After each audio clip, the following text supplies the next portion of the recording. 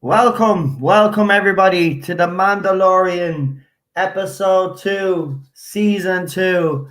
The I can't say it properly. The Heiress. Yeah, whatever.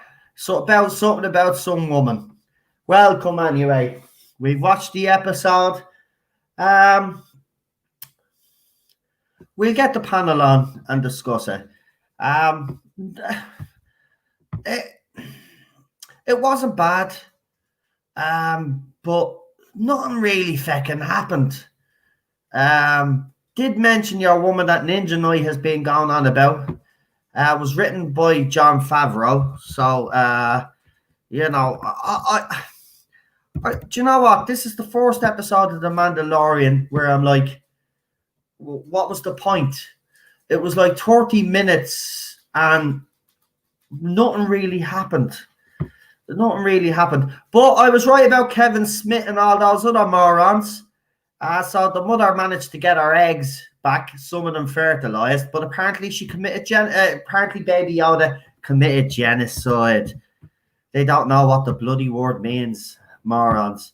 But we'll see what the panel has to say. I am sharing the links to the panel as we speak. So check your emailies. Check your emailies. Right, I have to let people know that. Well, I know people knew that I was streaming, but we've got to see if everybody is still awake. Being 11 p.m. here in Ireland, which is not part of the UK, by the way. We always get roped in with the Brits. Nah, we're a different country. You know, we're beside them. They're our neighbours. We've got one coming on now. We've got a Brit coming on now. He was moaning earlier on. Why didn't you bring me on the stream? Money messing. It's our favourite man of the hour. Actually, he's been doing some great stuff with the whole diva stuff, which we will get into after the review. I don't want to spend too long on this stream. The episode was a half an hour. So we try just keep it to the subject. Then we briefly talk about what happened today, and then I'm finishing up because obviously we didn't watch I'm a Celebrity because of all the stuff. So I've promised Cheryl before she goes to bed, we will watch I'm a Celebrity, get me out of here, which I plan on doing. So we're just waiting. I just want to make sure that all our guests. So here we might as well. Well, listen, our name was mentioned this week. Obviously, the woman who Ninja Knight said will break canon. Listen, her name was mentioned, yes, but this was written by Jon Favreau. So Filoni might have said something, but this is Jon Favreau writing it. So I do think we need to take that into consideration when reviewing this episode.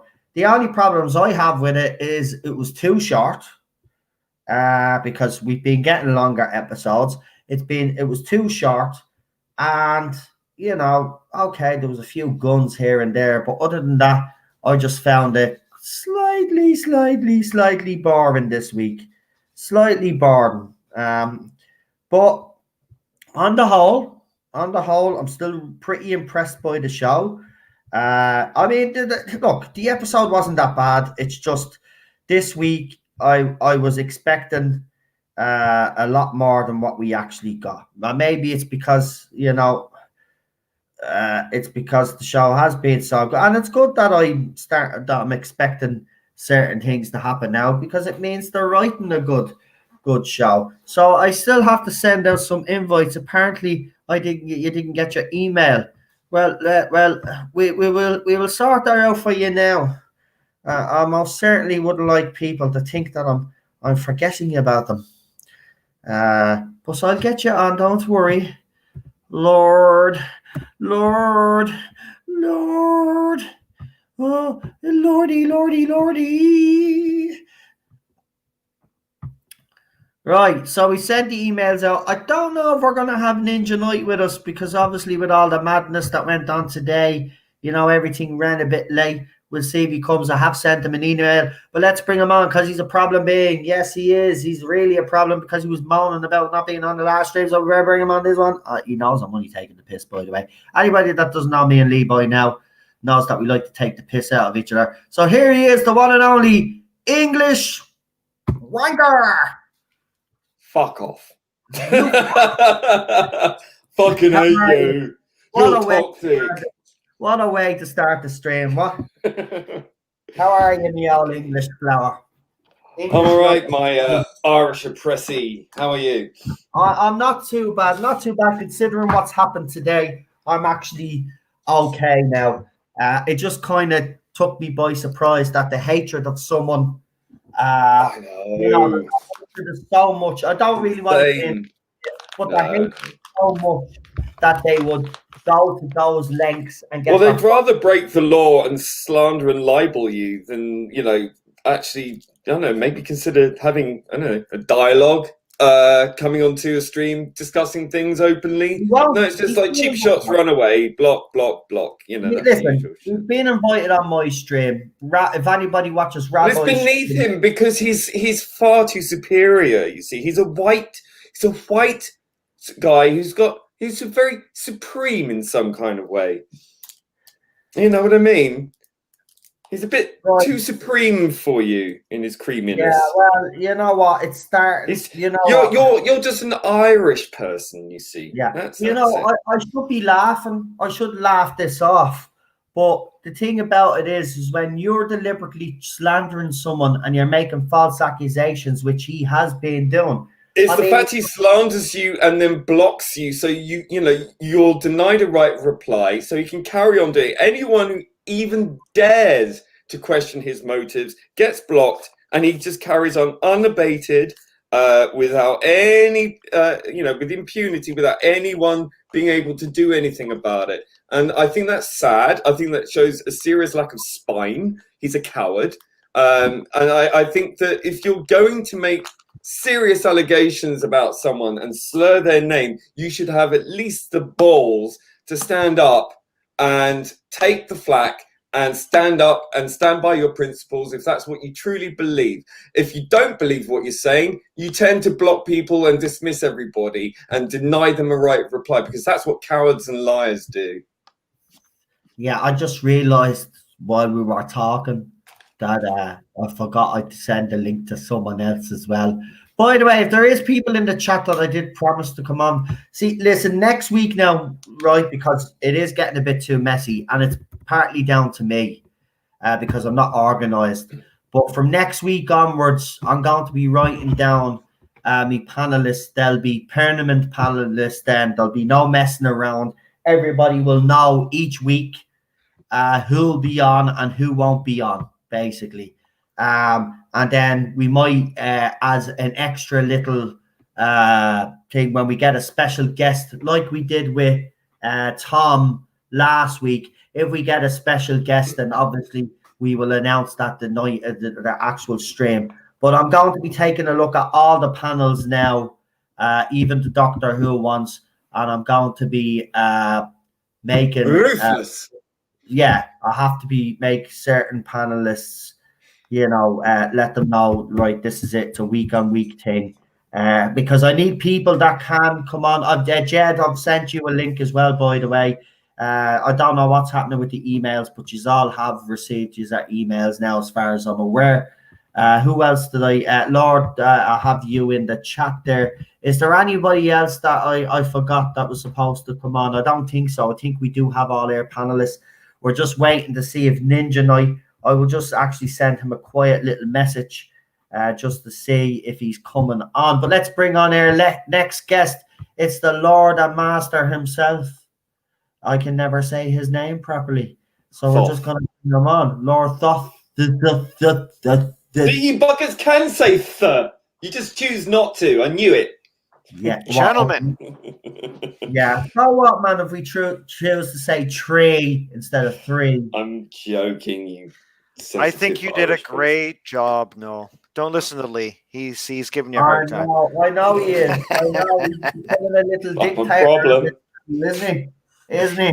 Yeah. But I see a lot of people are messaging me private on Twitter to let me know what Mr. TARDIS Reviews is saying about me. Listen, I'm well aware. I've got people that are actually getting me screenshots. He's an idiot, he is. So he might block people on certain accounts, but what he doesn't know is some people have 2 accounts. So they're able to send me. I don't care if he knows. I don't care at this stage. What he's at the doing is wrong. And Diva Magazine, thanks to Lee, kind of reminded me, they're actually using my news. They've stolen me news. They basically stole me news. They're trading off of it. They're making money from clicks and all the rest of it. Listen, that's theft, and it's dishonest. It's dishonorable, and quite frankly, I'm sure not particularly legal. I mean, like everyone else who's taken your source has mentioned you by name and linked to you. What they're doing is disgusting. But if you actually look through their Twitter feed, it's really interesting to see. They keep posting the same articles, several of, there's about, I don't know, 7, 8, 9, or 10 of them or something like that, but they recycle them day in, day out, the same ones over and over and over and over and over again. Now, that's not very good journalism. I don't know, I've never heard of this group before. I think they are a bunch of divas. Listen, they hide under this banner of LGBT, but as a member of that community myself, I said to them, I feel utter shame that they feel that they can represent people like me. They do not. They are the tired old monolith authoritarians who just are overtly sensitive to the point of collapse. Not because they're actually sensitive. It's because they just want to whack everyone over the head and then run away. That's what they usually do. They want to make sure everyone kowtows to them and fuck everybody else. And quite honestly, I'm sick of it.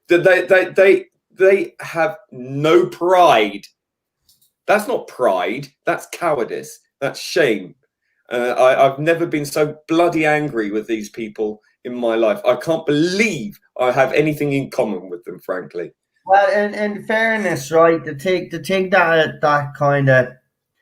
thing that's really startling about this is that the Diva magazine themselves, whether they like it or not, are complicit to the slanderous claims made. And it just goes to show you how media like themselves are easily swayed and bowed by false allegations. Oh, but they're all on board with that lot anyway. You know, they doesn't matter though. Where's the evidence? You know, I mean, journalism should be impartial, should be disinterested. The keyword is disinterested. So they should be more impartial. The fact that they ignored my plea to them, because I went to them and said, I vouch for you, right? I am a member of this so-called community, and they ignored it.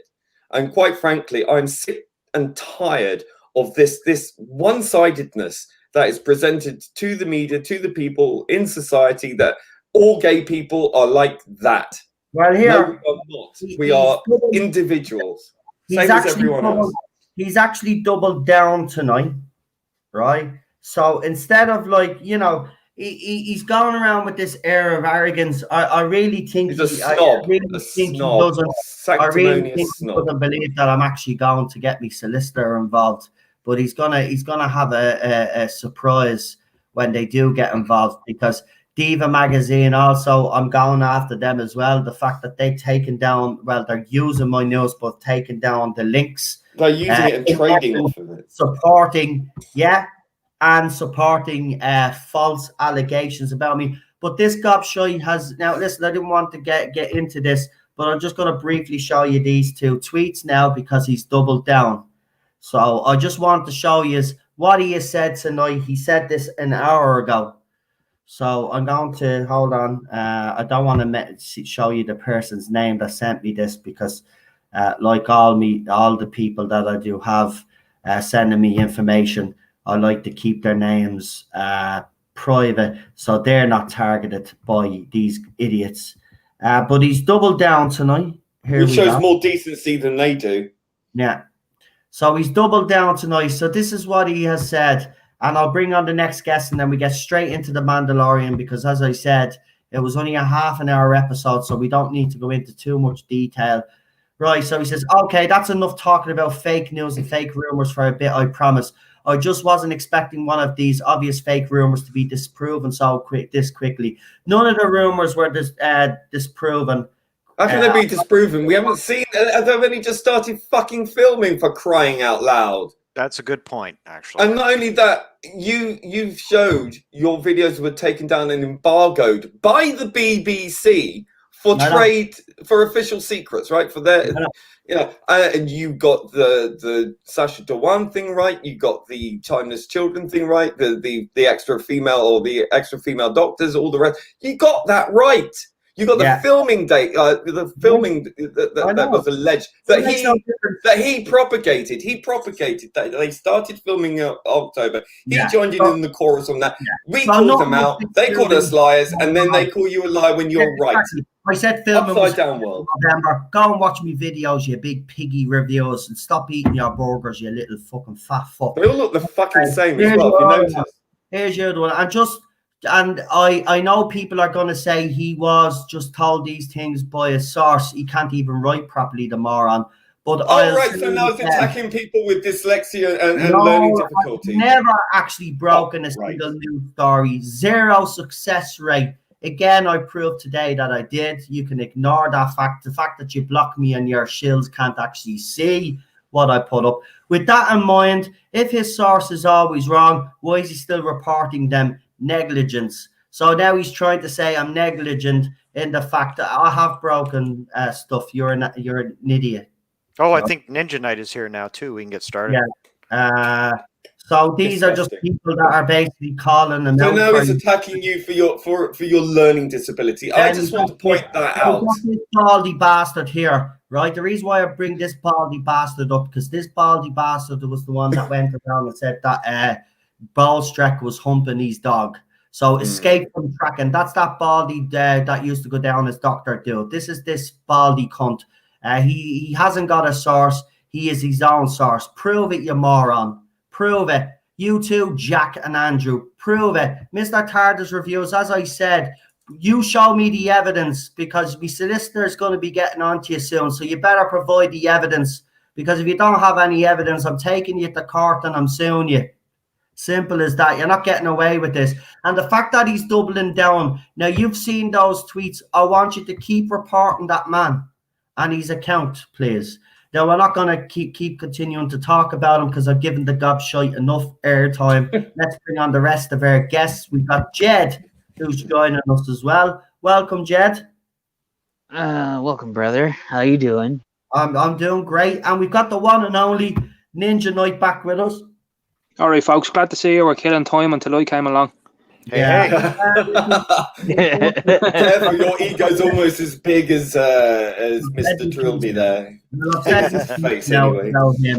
I've said my piece about him now. Right, I've got the episode ready. So what we do on this channel is we watch it again. It's only a half an hour, 32 minutes.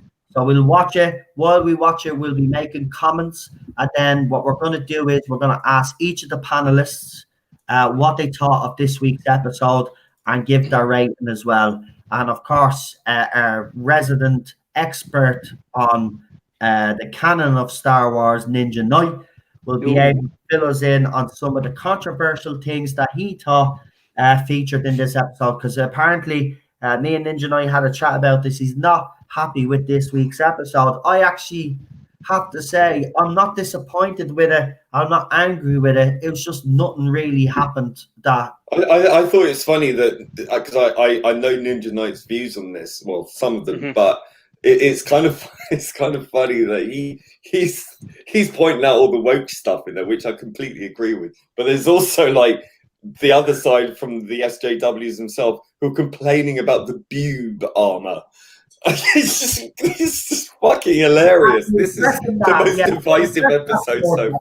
That is something that was brought up by these SJWs. So I had a look at the armor. I watched the episode, and I was like, okay, that's a woman Mandalorian. You could see, okay, but that's the whole point, to distinguish between the problematic and the female Mandalorians. I don't know why these people are gone crazy. To me, it didn't. Because they hate women. They hate women.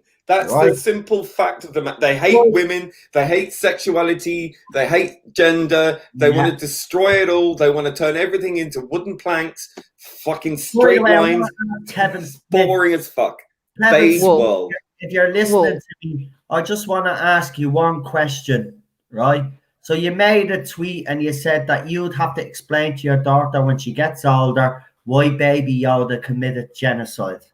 Right? Now, I'm after Don't eat watching. omelets then. Hold on, let me get this point across. So I'm after watching the 2 episodes, right?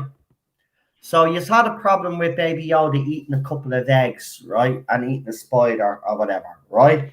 But then in today's Kids do. episode, Baby Yoda didn't finish the eggs off or didn't eat the babies. So I'd like to ask you, Kevin Smith, where was the genocide committed? Could you answer me that? And could all those other idiots out there that were actually piling on and agreeing with Kevin Smith, can you actually show me where genocide was committed? Do you actually The know? eggs weren't fertilized. Right, They were that as well, but no, but eggs, this it's is spawn. straight to the point. Show me where the genocide actually was committed, because a genocide is basically a race being wiped out. Yeah, no race was wiped out here. We even seen one of the eggs hatching as Baby Yoda was looking, and then when the Mandalorian came in, Mando came in, Baby Yoda was playing with one of the babies. So show me in that episode where Baby Yoda committed genocide. You know what?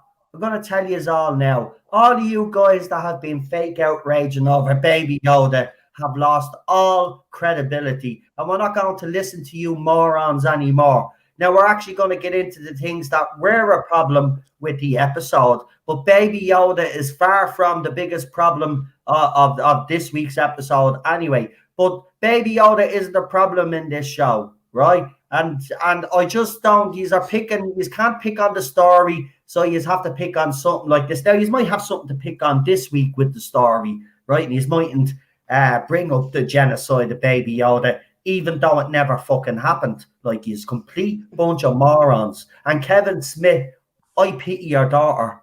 I really do. Actually, Well, all I can say is that this is taken off you for child abuse, because I'll tell you why. If that's how you're going to raise your daughter and tell her that you can eat a couple of eggs and that's classed as genocide, well, then I really think your kids need to be taken off you. You are a sick individual.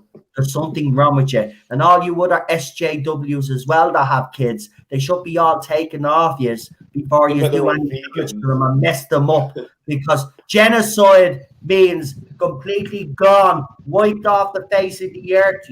It's the vegan fanatics. It's the vegan fanatics. The meat is murder. You know, the whole fucking, eating a bloody scrambled egg is genocide. I mean, come on. Like, for a start, the egg was spawn that needed to be fertilized outside of the body of the creature that popped them out. They were not fertilized. They were as fertilized as a fucking supermarket egg, right? It's not alive.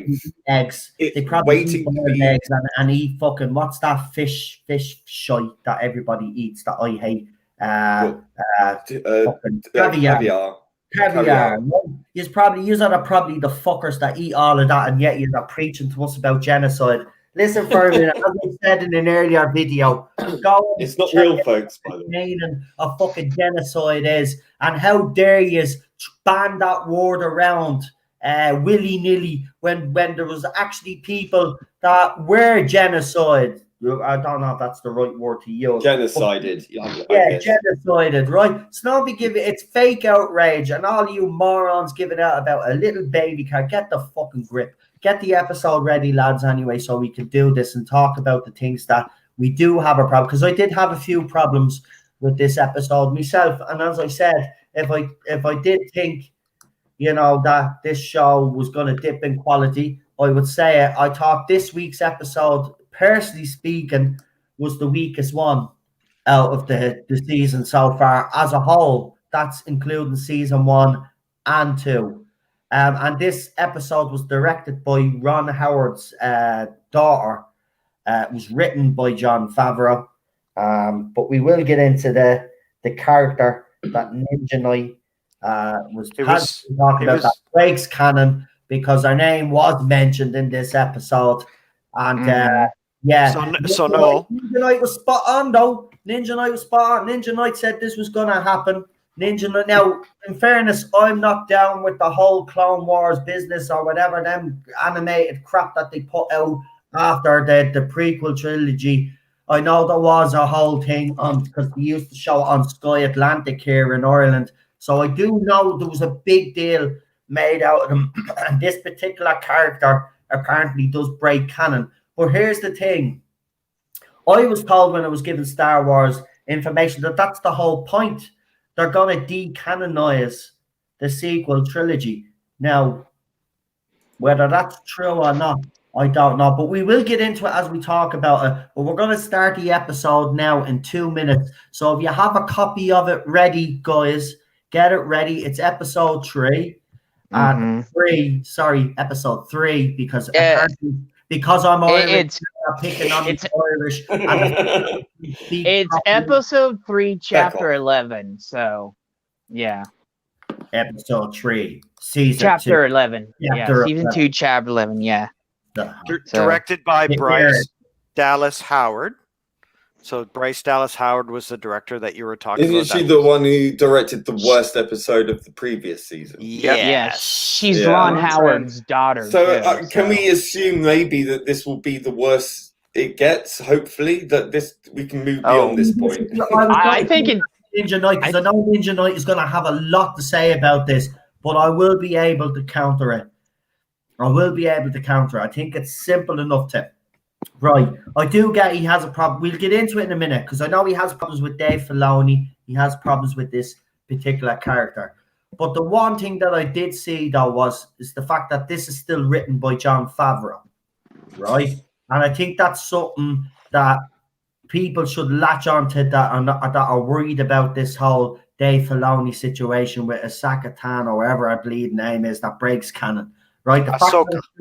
Yeah. Well, Ahsoka, yeah. Right? So the fact that this character Ahsoka, but it's still being written by Jon Favreau, and I think that says a lot. That really does say a lot. But let's get into the episode. Is everybody ready for chapter 11? Yeah. Are we starting it right after the Star Wars promo with all the faces? No. I do the recap and all. We might as well just do the whole lot. Recap the whole shebang. Why not? Start it. Okay. Right. And I have to pause. No, not pause. I have to make sure that my volume is down when I'm watching this. So there's no interference. I'm going to swap over to my earphones, so you might hear me muffled for a couple of seconds. Right, let's see. I do think there's going to be worse episodes for this season, though. Yeah. Well, if this is the worst it gets, but if this, I know Ninja Knight is highly skeptical. He thinks it's going to get worse. Me too. Listen, I don't blame him for thinking that. I really don't, but I'm hoping he's about wrong. I really do. Yeah. I think the fact that Jon Favreau is still kind of leading this might be some glimmer of hope for you. But I do understand, and I know you're going to explain, the both of you in particular are going to explain why you have issues with this episode and the character in particular. And I'm not going to try say her name again because I'm absolutely awful. But do me a favor, moderators, while we are here chatting away about this, and I see PD Rich is already doing it. If you could throw up everybody's channels every couple of minutes, because I want to get, we're trying to get certain channels up to a certain subscriber count. I think Ninja Knight, what was the goal for you? You wanted to get to how many subscribers now? You had 400 and something the last time. We said, let's get them to 500. Are you any closer to getting to 500? 489 at the minute, mate. Right, 489. Before the end of this stream, let's get him to the magic 500. You know how long it took me to get to 500? How long? Over a year and a half, mate. So you've done very well. Seriously, you're doing very, I appreciate that. Well. So get his channel in there. Obviously, Jed has set up a new channel. So I suppose the goal for him would be to try get him as many subscribers as we can tonight. So if my goal is 100 for right now. Right. What are you on now? The last time I looked, it was like maybe 18. Right, so he's on 18. Let's see if we can try get him to 100 subscribers. Lee's channel as well. He set it up. It's got all his work there. Lee, what are you on? We try get you up to a certain point as well, mate. What are you talking about? Your YouTube channel. Come on, pay attention, mate. See, this is what I'm talking. See, English people arrogance to think that they can breeze their way. Oh, I'm sorry. I was on Twitter defending your ass. What do you want? What do you want from me? What do you want? What do you want? Oh, well then that's the case. Guys. So you're defending me on her again? Good man. Good man. No better friend to do so. I have to be honest with you. Even first thing this morning, I have to tell you, Mr. TARDIS reviews hadn't blocked Lee, and then as soon as Lee went and basically told him, listen, what you're saying here is libel, slanderous, he blocked him straight away. But I was asking, what number is how many subscribers have you got your YouTube channel? We're trying to get a YouTube channel to a certain amount of goals. So Ninja Knight is close to 500, so we're going to try get him to 500. I need to switch account. Hold on. Right. So I think he was on around 40-something subscribers because it was a new channel. I think the goal will be to try get Lee to 100 as well. And we'll ask our Lord. Hello, Lord. Hello. How many subscribers? What's your goal? And how far away are you? I think I actually have like 9 or 10 subscribers, and I don't even have a channel set up yet. Oh, you did better than I did when I started. I looked the other day and I said, "Hey, how come I have numbers here?" And I went, "Oh, wow, people have already." Yeah, because I've got 66. I've got 66. So if I can get up to 69, that'd be sexy. That would be awesome. Right. Let's try getting Lee and Jed especially, because they're close. They're trying to get to 100 subscribers. So by the end of this stream, if you haven't subscribed, keep PD Rich is going to keep throwing their channels in. Let's get them up to their mark, and let's get Ninja Knight to 500 subscribers. Actually, let's even do better than that. Let's break that 500 barrier before we finish this stream. Appreciate that. Everybody is well worth subscribing to. Even the Dark Lord himself, even though he hasn't put any content on his channel yet, he will. But you will give him a head start. So keep supporting them all. Thank you very much. And I know you support me already, so I don't need you to tell you that. You know where to find me. But do subscribe to my second channel, because me and Ninja Knight are going to be ripping it up on that channel along with other people. Believe it or not, I got a message off my little brother actually asking me. He must have set up a YouTube channel because he's asking me to stream with him. Yeah, oh, that's good. That's awesome. That'll be interesting. That will. Yeah. We basically disagree on everything. If you think I'm bad, well, if you and Lee are bad together, I can guess it's even worse. Like I know you and Lee fight like your brothers already. Ninja Knight will tell you what it's like in Irish families. I know. I know what it's like, It's crazy. Yeah, it is crazy, man. But it does be nuts. But I tell you one thing. This is one thing that makes us different to everybody else, though. And I do truly believe, no matter what happens. No, I think it's a family in general, though. I don't think it's just an Irish thing. But I will say this. Even if you don't talk to your family for ages, or you've had a falling out, which does happen a lot in Irish families and English families. I'm not saying it doesn't happen to everybody else, but it does happen a lot in Irish families. But one thing, if that happens at either one of us in the family, it's like all the shit that's went on just disappears out the window, and you're there for your family members. And if my brother is starting out on this journey, I will support him. It was something that the both of us talked about. Originally, we did talk about setting up our own channel, but he ended up getting married. I ended up doing my thing, and then I ended up setting up my channel. So, it'll be nice to see him on YouTube if he is. If you think I'm bad, oh my God, you're in for a fucking surprise, because I'm an angel compared to him. Did we lose Problem? We probably. here. Oh no, well, we lost Ninja. Ninja Knight. He'll be back. Sometimes the signal goes in and out, especially in Ireland, where we're. Oh yeah, and it like how my phone kicks me sometimes. So yeah. Yeah, see, there it has this thing. The voice is not connected, so we have to wait. See, so we signal. He'll come in. But I mean, listen. Yeah, it was nice. It was nice because it was something. I mean, we used to watch Angry Joe together. I think Angry Joe was the one that first kind of gave us the idea of doing something like this. Now, I have to be honest with you. Obviously, at first I never took it seriously. I never thought I'd become a YouTuber. Because I didn't think. Neither. I didn't think I had the personality for it, to be quite honest with you, because people used to say, "Oh, no, you won't be able to get away with half of the shit that you want to say." But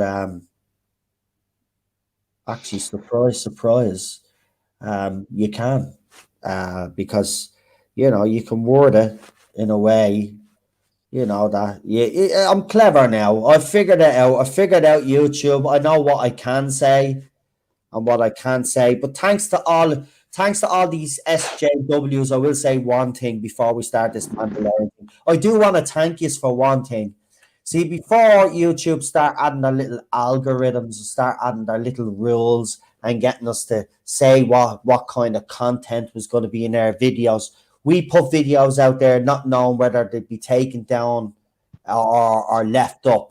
With these new rules, because you are so snowflakey and you get offended by everything, they give me the option to press these certain buttons. So I already know and preempt that I'm going to use bad language on my stream. I already know that I'm going to be controversial. So when I put up a stream, I click all those little buttons to say, well, this is what I'm going to do. Am I suitable for ads? And they say, yeah, but then they limit the stream. Then I have to appeal and then I win. They make sure that I don't make money, though. That's the one thing I will say about YouTube. Oh, did you see the new TOS for today? About they're going to run ads on everybody's channel now, whether you're a partner or not. Brilliant. So what does that mean for us? The small channels like ours, like Ninja, and me and other people, were screwed basically until we become partner. And they have this insane thing on how you get become. That's not it's right. true. Go look on. Go look. On Twitter. I'm not saying you're lying. I'm just saying it's not right in the terms of it. Yeah. I mean, come on. That is making money off our backs. You're not even partnered. So you're not even partnered, but they're putting. Hold on, no way. Why did you do this here for a minute? Yeah. Then I'm losing out on revenue. What the fuck? No, you just have to earn your monetization here now, right? Fuck that shit. Yeah. It took me a year and a half to earn my monetization. And then even after that, do you remember, Lee, the problems I had for them to actually monetize my channel? They start sending me all this crap that I had to do to jump. I had to jump through loads of hoops, believe it or not. I was even sending it to Ballstrike and Ballstrike. I've never had to do that. It was easy process. You just press this. I said, Ballstrike, no. I said, look what they're sending me. And he said, they never sent that shit to me. He says, it's easier to it was easier to monetize your channel back in the day. It's harder now. But now I'm already losing revenue, right? Ballstrike put up a post today. They've literally robbed thousands of Ballstrike in the past couple of months. Now, Ballstrike does make bank on his YouTube channel when he puts up a video, of course. Now, what people don't realize, though, as well, is all those old videos that you put up, you're still making revenue off them. I mean, you never stop making revenue off your monetized videos for the rest of your life. So even after you're dead, those videos are still making money on your behalf. That's why it's always important to have a backup plan for, say, if you drop dead, that someone in the family either takes over your YouTube channel or you give it to someone that you know and can trust to bring your channel into the future, as they say. You know what I mean? Because the channel's always going to make money once monetized. But that is absolutely rubbish. But it also does kill you in the fact that, for example, the fact that Ninja Knight and yourself are not monetized, I go in, Yeah. I watch your videos, and there's no stupid ads, so I can watch your videos uninterrupted. Do you know what I mean? That's the one thing I actually do regret about my channel. It is a pity because they make it that you have to be monetized. Because if you don't get to that monetization and don't start making money, trust me, they put out a report last year. YouTube is going to start deleting channels they believe are not financially viable. So if they're doing this to small channels, I'm sorry we got bogged down in this, but this is a serious issue. They are right. I thought it was a good idea at first when I heard it. I wasn't listening properly. It's not, because it ruins other smaller YouTubers now that aren't monetized yet, because then people see all these ads and say, I'm not bothering. Do you know what I mean? That's what happens to me sometimes. The people, actually, I remember I put a stream up one time and someone says to me, no, you better go in and do something to your stream. And I go, why? YouTube is at the putting about 15 bleeding ads in the first 15 fucking seconds of your video. It keeps jumping to an ad, right? So they that happened to Gary as well too, didn't it? Yeah, so he had to start placing them himself. Now, as you know with me, I'm pretty straightforward. I could have a lot more ads on my videos and make a lot more money, but it's never been about that. You get an ad at the start and you will get an ad at the end. As far as I'm aware, I don't think you get an ad in the middle because I don't have it set up that way. Well, and that may change now. Right? That may change now. Yeah, I know, because they could change the settings now, right? But the thing about it is, for me, it's I don't. And you know what? Some people say that's stupid. No, you should maximize your as much income as you can get, which is fair enough, but I don't see it that way. I do it for the content, and if the content is popular and it happens to make a little bit of money, I'm happy. You know, if it doesn't, it's not the end of the bloody world. You know what I mean? I still enjoy what I do, but YouTube have made it a necessity now that you actually become successful and that you're financially viable. Sure, they might have taken thousands off Ballstrek, but they've certainly taken hundreds of euro off me over this pandemic. It's been an absolute disgrace. I have seen me money, I've seen me revenue, believe it or not, drop in front of me eyes. I had a certain total, which I'll keep to myself if you don't mind, but I had a certain total, and then when I looked, it was down by 200 euro. And then when I checked then, it showed that 200 euro had been taken out of my revenue. Now, when you get your revenue sorted, they already take out whatever they're going to take out, right? You sign the contract that tells you how much they take out and how much you get, right? So you're able to calculate. When you do videos like I do, especially my small videos, I'm able to kind of calculate how much I'm going to make out of each video even before anybody watches, because I go to previous watches and I do all the analysis and then I'll come up with a percentage figure, right? So I kind of know what I'm going to make from live streams and what I'm going to make from my little videos. And they're taking more money off me than they should. They're doing the same with Ballstrek. Now he's highlighted it. They've done the same as far as I know with Gary. But not only that, they're not only doing that, they're then now taking down channels for hate speech, right? Oh, and they screwed over Josiah too. Yeah, Josiah got hit big time. So they said that he was putting out hate content, which he wasn't.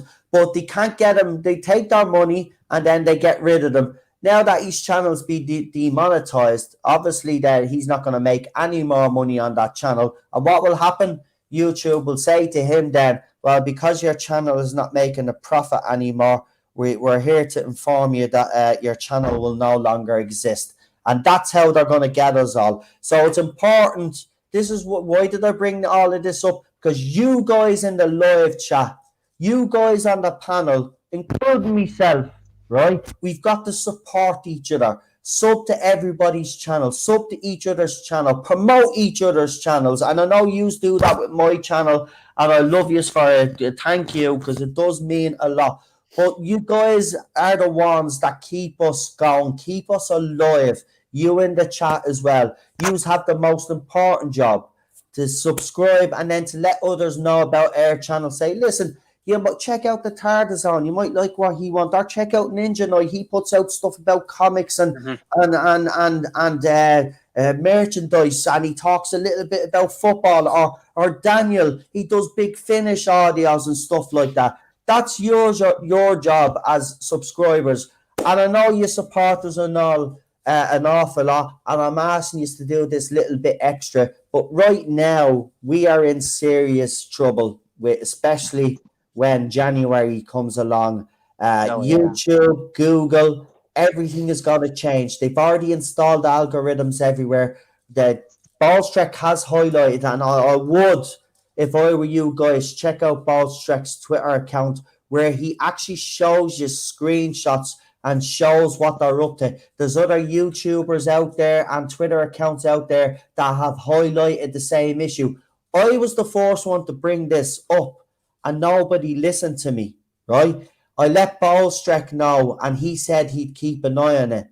And then Ballstrek was the very first one to come out and say, "Noel, you are spot on." He actually congratulated me for it, because I spotted it straight away, because you are messing around with my channel. And I'm a smaller channel. And if they're doing it to smaller channels, trust me, they're doing it to the bigger channels too. So your guys' support is going to mean more than ever. Trust me, without you guys, because, you know, I'm never for one for saying, you know, it's not about the subscribers for me. But at this stage, YouTube is going to start making it about that. It's going to start making it about the revenue that you're making. And it's absolutely ridiculous. It's YouTube. There shouldn't be any pressures on any content creator, right? They should be able to create the content that they want at the comfort and the speed that they want. Yeah, you don't. They're putting all these pressures on YouTubers now, and it's unjust. YouTube ought to be ashamed of itself. It wouldn't even have a platform if it wasn't for people like Ninja Knight, Problem being myself, Daniel, Gary from the Rock, Doomcock, and all those other early people that made YouTube the platform it was. Those early upload videos, the ones that ended up going viral and was making memes out of. Let's thank them. I know we look back at them now and we say, what a bunch of ticks. But if it wasn't for them, we wouldn't have this platform, because they made YouTube popular by doing the things that they did, and then they encouraged other people to come onto their platform and make it the platform that it is. And this is why, yes, I do give out about YouTube, but I love this. I'm talking to people right now all around the world. I never thought I'd actually do that, to be quite honest with you. And it's quite humbling that I have people from Canada, from United States of America, from the UK, even people from India, by the way. I've checked me demographic. Yeah. I've got people from India, Pakistan. I think I've got one or two from Azerbaijan. A lot actually of people from South Africa. Which is absolutely amazing, because we forget how big actually Doctor Who, because all the missing stuff is being found in South Africa and all those other places. It actually is mind-blowing. But look, I'm sorry to go on a bit of I didn't mean this to go into a big rant. I really didn't. But it's just, I really do care for everything we do here. I care about the people I have on my panel. I care about all you guys in the chat, because I know without any of yous, I wouldn't even be here. I wouldn't have a platform. And YouTube is trying so hard to take that away from us all. And then it doesn't help them when you have people on Twitter and other platforms attacking you as well. It doesn't help. Sometimes, I think, that these big tech companies really need to look at themselves and look at the kind of atmosphere that they also create with the stuff that they come out with. But I'm going to stop now, because I've said me piece. But this thing, putting ads on small channels, is not going to end well. So again, as I said at the start of the night, I want you to subscribe to Ninja Knight, get him to his goal, and then let's push him on then Christmas. As I said, try get him to 1,000 subscribers. Same with Jed. Let's get him up. Let's get Lord up as well. Let's get Problem being up. Let's get everybody up. Daniel as well. By the way, will you do me a favor? Right? I have Daniel on this channel. He's one of my favorite guests. Right? He's been here from the very start. 50 odd subscribers, right? I ask you every week to subscribe to his channel, and I've noticed that his channel hasn't moved in subscribers that much. Will you do me a favor? That guy's been through a lot as well, actually, with this fandom, the way they've behaved towards him. Do me a favor, subscribe to me. He does Big Finish, but he's bringing on other guests, and he's going to try branch out a little bit. Support him the way he have supported me, and because he's a good egg. He's a top lad, and he's a good guy. Yeah, he's a legend. For heaven's sake, but a legend as well. Yeah, right. But not only that, he does actually put out some great content. Yep. We're not asking you to subscribe to him because we're friends of his. Right, we're asking you to subscribe to him because he's a genuinely fantastic YouTuber. I think he has a bright future ahead of him on this platform if he sticks it out. I really do. 100%. So please support him as well. And he does have and I do have his co-host on as well here in Charlotte. Again, when we bring her on panels, she always ceases to amaze us by coming up with things that we've maybe thought about once or twice, but never actually, it hasn't come to the subconscious until she comes on and she'll make us think of it a different way. And we're like, wow, why didn't we think of that? Charlotte is bloody awesome because she embodies the spirit of the Doctor 100%. Yeah. She does. She did. She did a speech one time on my channel. And it was... There wasn't a dry eye in the house, I don't think. I think people on the panel, everybody went silent, actually. Everybody in the chat was like, wow, blown away. Daniel and her, Charlotte, I should say, they work on Daniel's channel. That's a channel that I really think, with the right kind of support can go places because... the both of them just bounce off each other fantastically well as well. There's great chemistry between the two of them, and for people to accuse Daniel of the things that he accused him of when all of this rubbish was happening, that really upset me because he is like a little brother to me. He's been here with me from the beginning. He was here when we did the early phone-ins, when we used to actually use my mobile phone, put my mobile phone beside me speakers, right? And get people on to talk through the stream just so I could have people on from the chat. So, he's been with me from day one. He has, he's been through the ringer because he supports me and he deserves your support because he puts out some excellent content, and I felt like I needed to say something because I haven't seen his subscriber count move, and it is such a shame because he's such a talent, and he deserves all the support from everybody. Right, I'm going to stop now before because I'm getting all mushy again. And we know what happens when I get mushy. It doesn't end well. So let's do the watch along. I don't know, Ninja Knight, if you're actually in work in the morning. I feel fucking so bad, man, that we haven't started. But I hope but we can stick it out for 30 minutes. Right. Let's do it. Right. Well, see, I knew an Irishman always goes to fucking work. Fair play to him. He'll go to bed. He'll get up 5 hours from now, and he'll be in fucking work, and he won't complain. He'll do it. He'll come home then, have his dinner, do whatever, and then he'll be on YouTube kicking ass again. That's the way we do it. We don't do it in between. And a bit get a nap, get some grub, and then go out and kick more ass. That's how you do it. we're an hour in, and we haven't even started yet. So. Right. Well, let's start now. Then, Lee, would you like to? Anyone got a word in? Well, you will know in a minute. That's rarely that you don't get a reward in. Fair play to you. Well, he had some important stuff to say, and just let him wind up and let him go. That's how it works. That's the best way to go. That's the best way to do it. Listen, I didn't mean to go into it, but I think you all understand where I'm coming from. Yeah, it's true. It needed to be said. It needed to be said. It's just Lee has been really one of the rocks throughout this whole situation, and he'll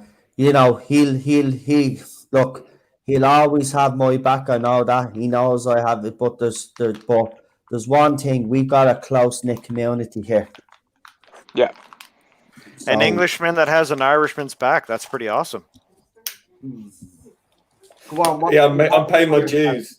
Yeah, and then right. This is part of the reparations. Did you hear that? So I'm not getting into trouble because I didn't watch I'm a Celeb. So I'm gonna let Cheryl watch it by herself. Oh, which- it's bloody hell! I haven't even got to start that yet, man.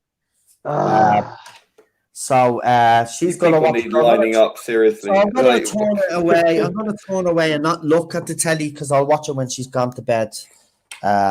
But right, let's get started on this. I've got to mute myself to make sure that my sound doesn't come through. But Lee is gonna do the countdown. I haven't lost anybody on the panel, have I? But Ninja, Nope. I No. did want to ask because I have noticed something very, very interesting here. Mm-hmm. I see you've no avatar. Is there still an ongoing situation with the other fellas using the same lettering and stuff? Oh no, like from what I can see on my phone, I have my avatar is up, but the other fella, he used to have his name as Night Gamer and then changed it conspicuously to Ninja Knight. So, Damn. yeah. It's not that ninja fella that was on Twitch that left Twitch and went with someone else. No, this fella? guy is this guy's like an No. Indian guy or something. Oh, right Yeah. then. Okay. Right, Lee. okay, so the trick is listen out for the accent. If it sounds a bit Indian, it's probably not this Ninja Knight. It's definitely not me. Yeah. Unless he's being really racist.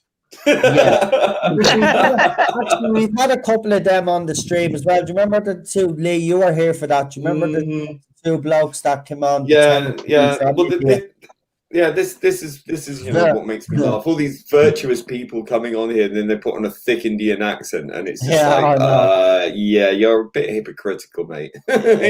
Yeah.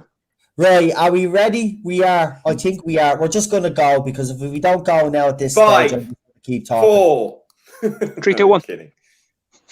Go on, do Yeah, it. that's Yeah, okay. go on. It doesn't matter. I was paying for Right. that. Is it pointless asking if everybody's ready now? Like an hour in. Okay. I got my finger ready to hit the play button on Ready my to tablet. go. so- Okay, here we Fire go. away. We're finally here. 5, 4, 3, 2, 1.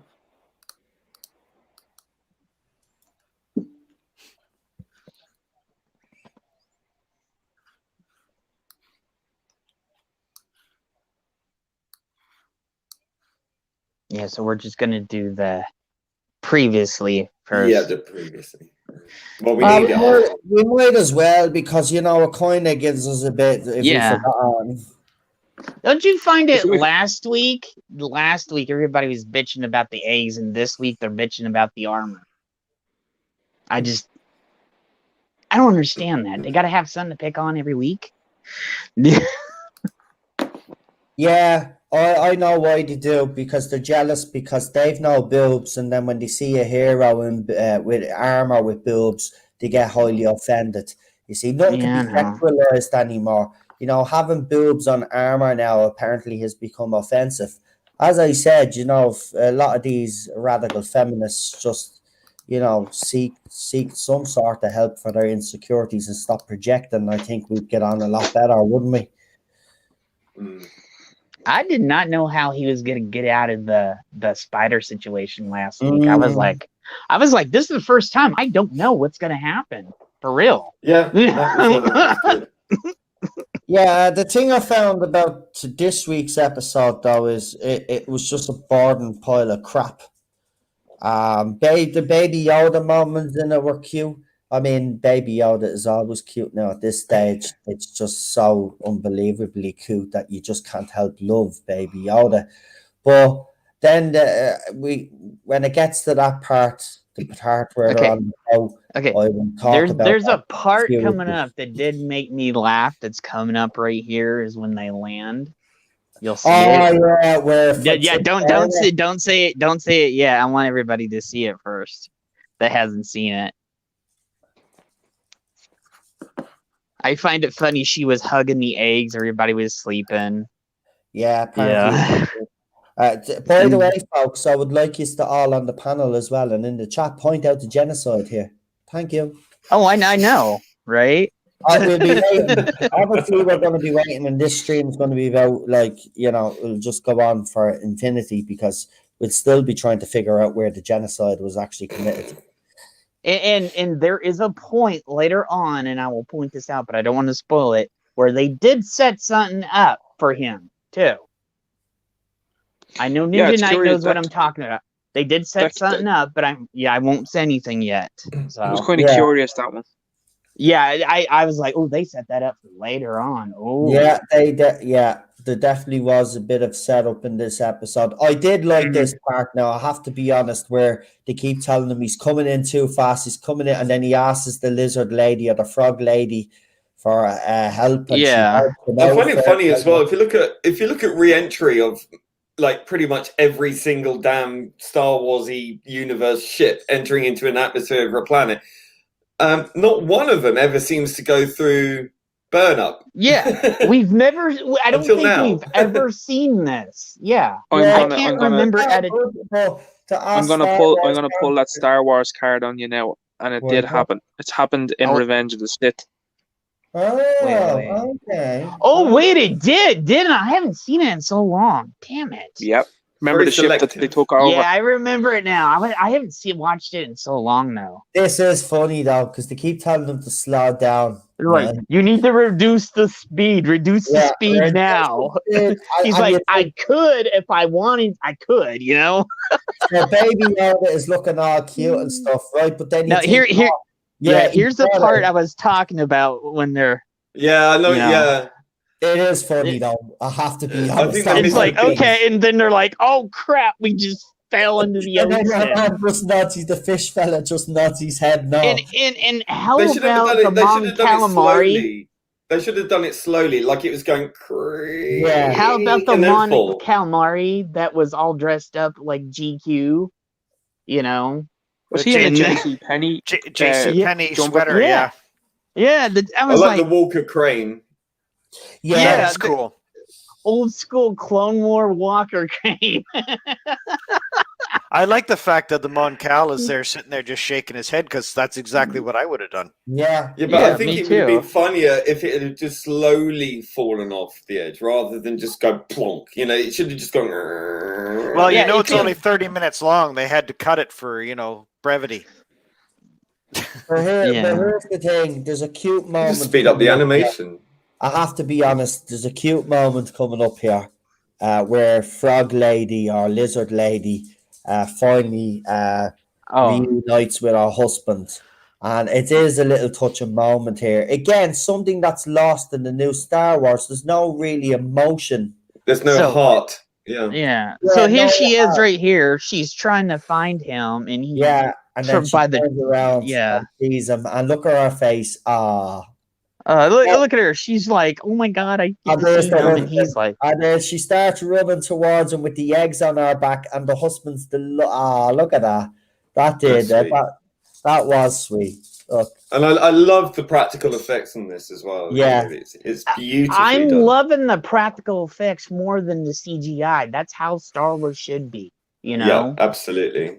It should be practical effects. The old ship models, the old dirtiness to the old classic trilogy. That's why. When it's CGI, it looks too clean and too neat. Interesting enough about the frog lady and the frog man. They're voiced by Bradley Baker. Yeah. The child gets so disappointed because he's not getting any more genocide eggs. Because I'll get to something later, and then there is a scene in the restaurant that's funny as well, where that cracked me. I had a giggle at that part. That was funny as well. Yeah. Again, though, there wasn't much that happened in this. There was a few funny moments. Yes, there is a bit of it, and there's that card. Oh, there she is. Well, I thought when they showed her, she was going to be somebody else, and she turned out to be somebody totally else. She's so bad in this episode. She's one of the Mandalorians. Oh, wait, sorry. You guys don't know that yet, right? Yeah.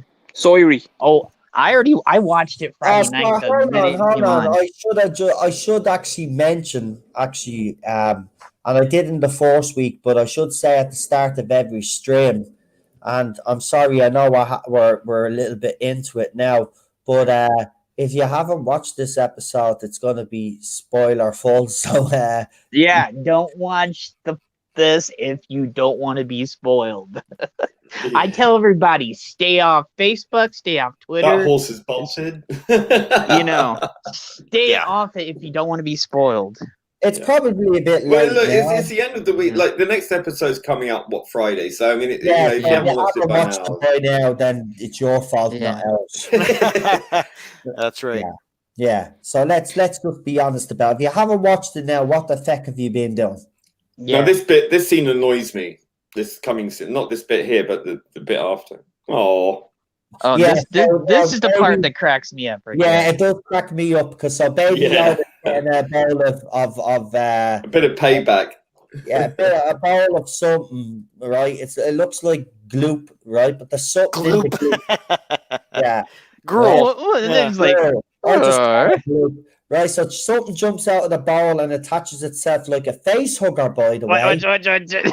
Again, It looks like alien something from reference. Aliens. I love that. the only problem with that joke is that happens every episode. That joke happens every episode. But this scene now, Still this, yeah, but it still doesn't lose. It doesn't. and then he though. kills Well- it. Is that genocide? Like he just stabbed it to death. So is Well, that it's genocide? like the running joke of every episode now, where Baby Yoda gets stuck on his face. Yeah, Well, no, either this he bit- eats this bit- something this or bit. something eats him. Why does this bit annoy you, Lee?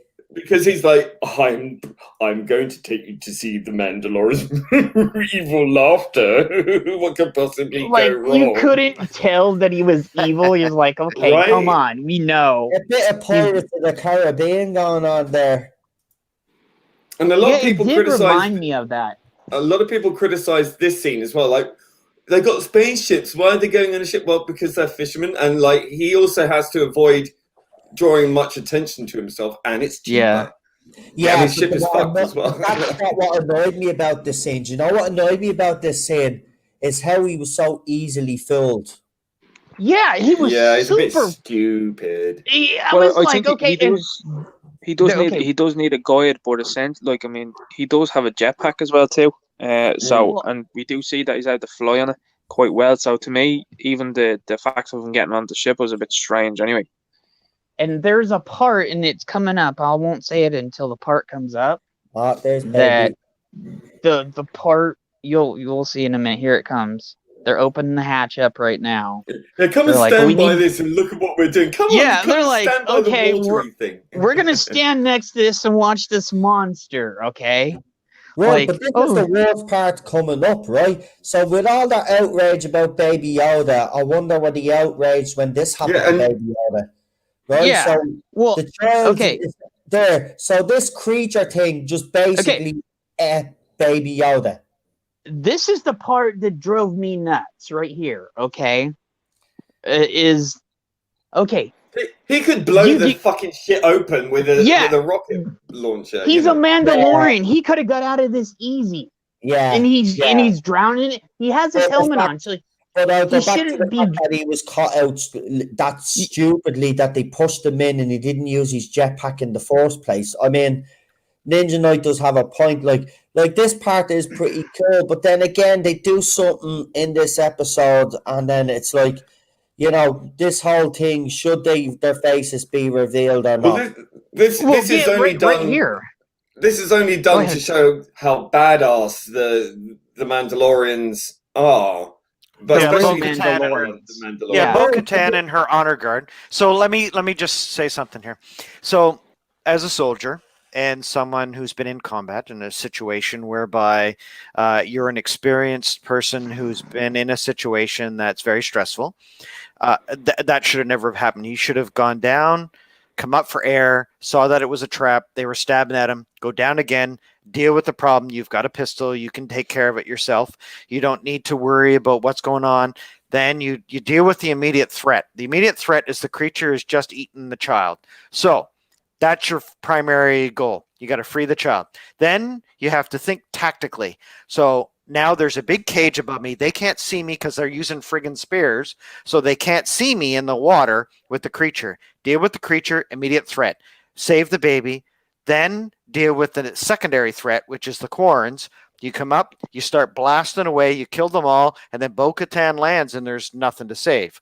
That's the way it should be. From a veteran combat soldier who's been in it a lot, he should have been able to deal with that. Yeah, but they had to narratively show off the Mandalorians, you know, what I didn't like that. And so here they all take off their helmets, but that situation made him look super weak in that whole thing. Agreed. And it made him look like, he's a pretender Mandalorian. That he's not real, because these are the real deal. They tell him in this, don't they tell him later on that the way that he's being taught isn't the way that it actually is. So we're going to find out more about. There's definitely more going on, right? And we're going to find out. Yeah, he probably is. He's probably not really a Mandalorian at all. Like, no, he's a member of the Watch. Isn't she meant to be like 60-something years old? I wondered that too. Well, maybe she's a different species, so maybe she ages differently. I don't know. Well, she is a Mandalorian. I did ask Cheryl why her face looked CGI. That's Katie. What's her Katie name? Sackhoff. Yeah, Sackhoff, and she looks very young there. She's 40. And in real life, she's 40 years old. Right. The character should be approximately 45 to 60. So there's a little bit of issues with the timeline between Revenge of the Sith and between A New Hope, which is Star Trek 4, and where we are with the beginning of The Mandalorian, right? Yeah. So they say it's approximately 5 years after the Return of the Jedi, right? So there's 5 years. If you say that the classic trilogy movies lasted 5 years, I'm kind of being free with the numbers. That makes 10 years. If you say that between A New Hope and Revenge of the Sith is how long? Because if you say 10 years, 15 years, 20 years, that makes, we'll say 20, that makes it 30 years. If she was 20 years old in Attack of the Clones and when the Clone Wars happens, that makes her 50. Yeah. But you have to also bear in mind that when we say years, right, we're going by Earth years, right? True. You're true. 365 days a year. Yeah, so we don't know. We don't know. Exactly. And look, some people there's a workaround. There is a workaround. If you take it in. Yeah, some people are aged differently. I mean, look at when you're looking at, say, Alec Guinness, he's supposed to be the same age as Luke Skywalker and Bo-Katan. By the time we meet them, they do both look different. You know what I mean? So, I think that's one way of looking at it. You know? Yeah. Okay, here's the part that they were talking about the helmets. Yeah. Okay, that they were setting up for later on. It's like, why do you guys take off your helmets? It's because we're allowed to. We're allowed to. We do this all the time. Yeah, you got brought up the wrong way. What you brought up on?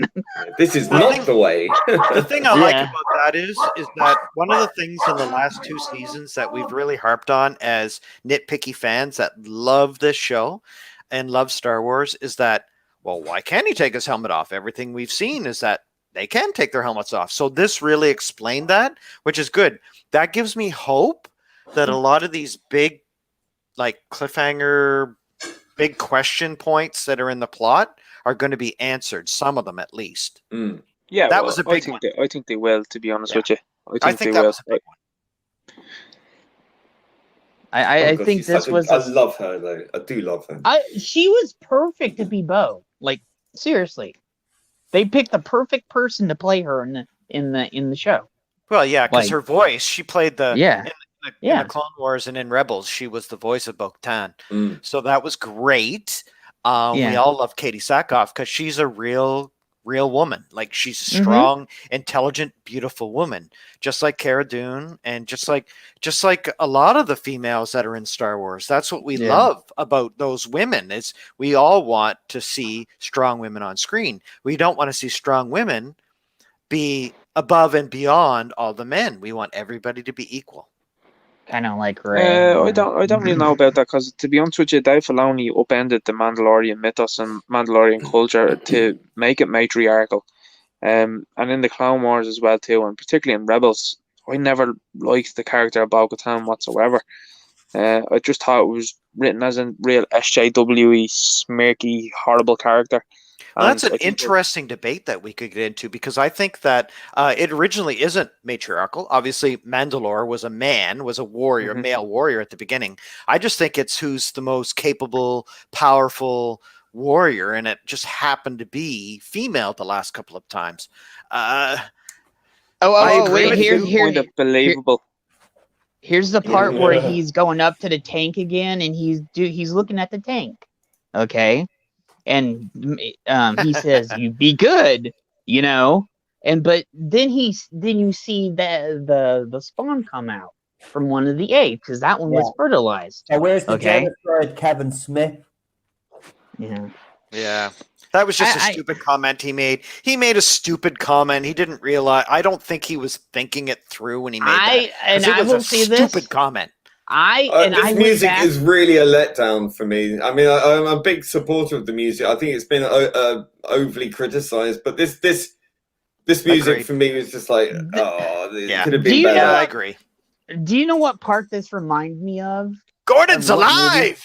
Yes, it reminded me of Flash Gordon right here. This part where they go in there and they're like, "Get Rocket Ajax," and Voltron, and then they're like going in there. I was like, "Holy crap! This actually looks a little bit like Star Wars right here." Yeah, You Flash know? Gordon. Yeah. Yeah, Yeah. there's hammy moments in this as well. In this scene, in particular, the guard is the commander is I like, like the pilots looking really close- worried. close the door. Which door? All of the doors. And like he's hamming it up. There's a couple of hammy performances You here. can see why the Empire lost its power with these bloody stormtroopers. I mean, to be fair to them, though, I've tried one of those helmets on, and you can't see much. So Oh, bit of a flaw those there. helmets, because I've had them on too. Those helmets, unless you get the specialized helmets, you can hardly see out of those things. So, as a proud member of the 501st, I can But some of say them have visors. I know with that for a fact. certainty that wearing those helmets is a pain in the butt. They are. I mostly troop as Clone Commander Wolf. It's a great suit, but boy, I tell you, it's bulky as heck. And so these Yeah, I guys mean, here, yeah, the stormtroopers I knew on Rogue One, and on Rogue One they had like cuts and sores and indents into their skin from where it pressured into them, and they were stuck in those bloody things for day in, So day out. here's the part where they go, they're Mandalorians, and he goes, "Oh, really?" And then the two pilots get nervous because the guy's like, "Oh." Yeah, that's it's over. Yeah, For me- the pilots knew they were dead men that moment they heard that. They knew. You can look on their faces. They knew. Yeah, especially me, the I guy love on, this ship. on the left. Yeah. I All love this right. ship. I love the fact that they created a brand new ship for this show because that frigate or whatever you want to call it, like that cargo hauler, that's just awesome. I expect that several of these guys are probably 501st guys. I don't know if I haven't read any kind of intel on the episode, but I suspect that there was a call for people to come out and to parade as 501st guys because all this gear looks like 501st gear.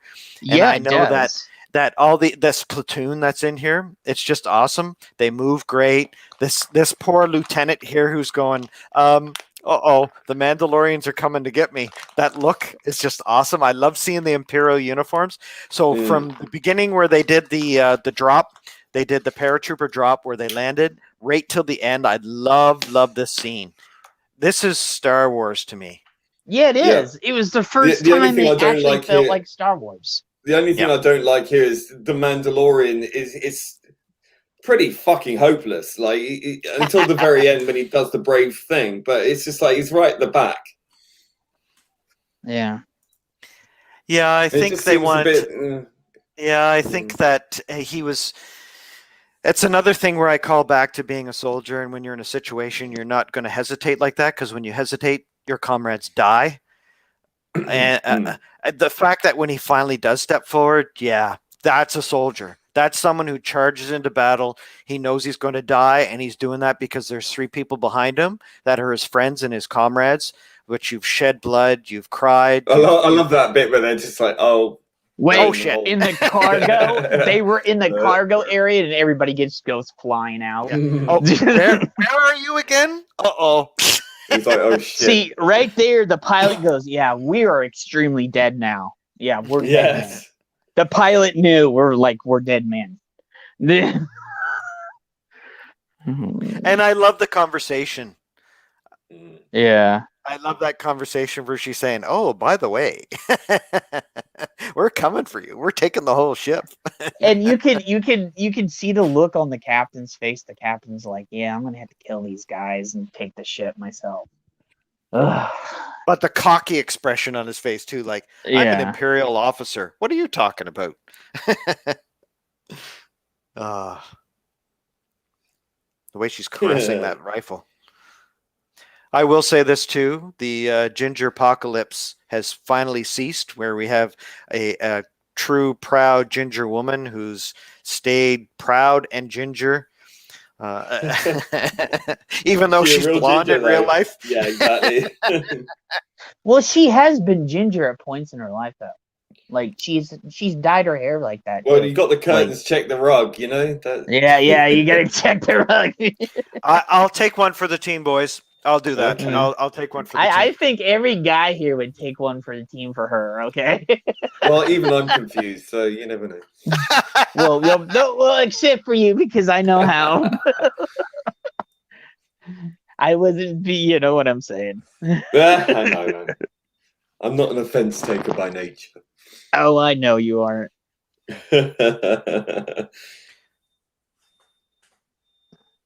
Oh, and here comes Gideon. You get to see him for the first time since the last episode of last season.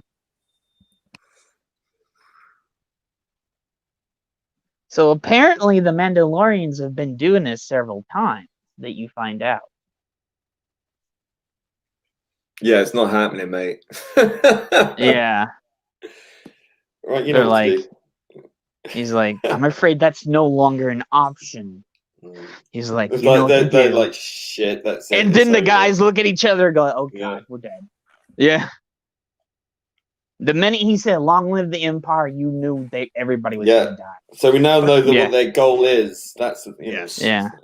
But I think that really solidifies his position, too, in what's going on in the remnants of the Empire. I think that was a great scene.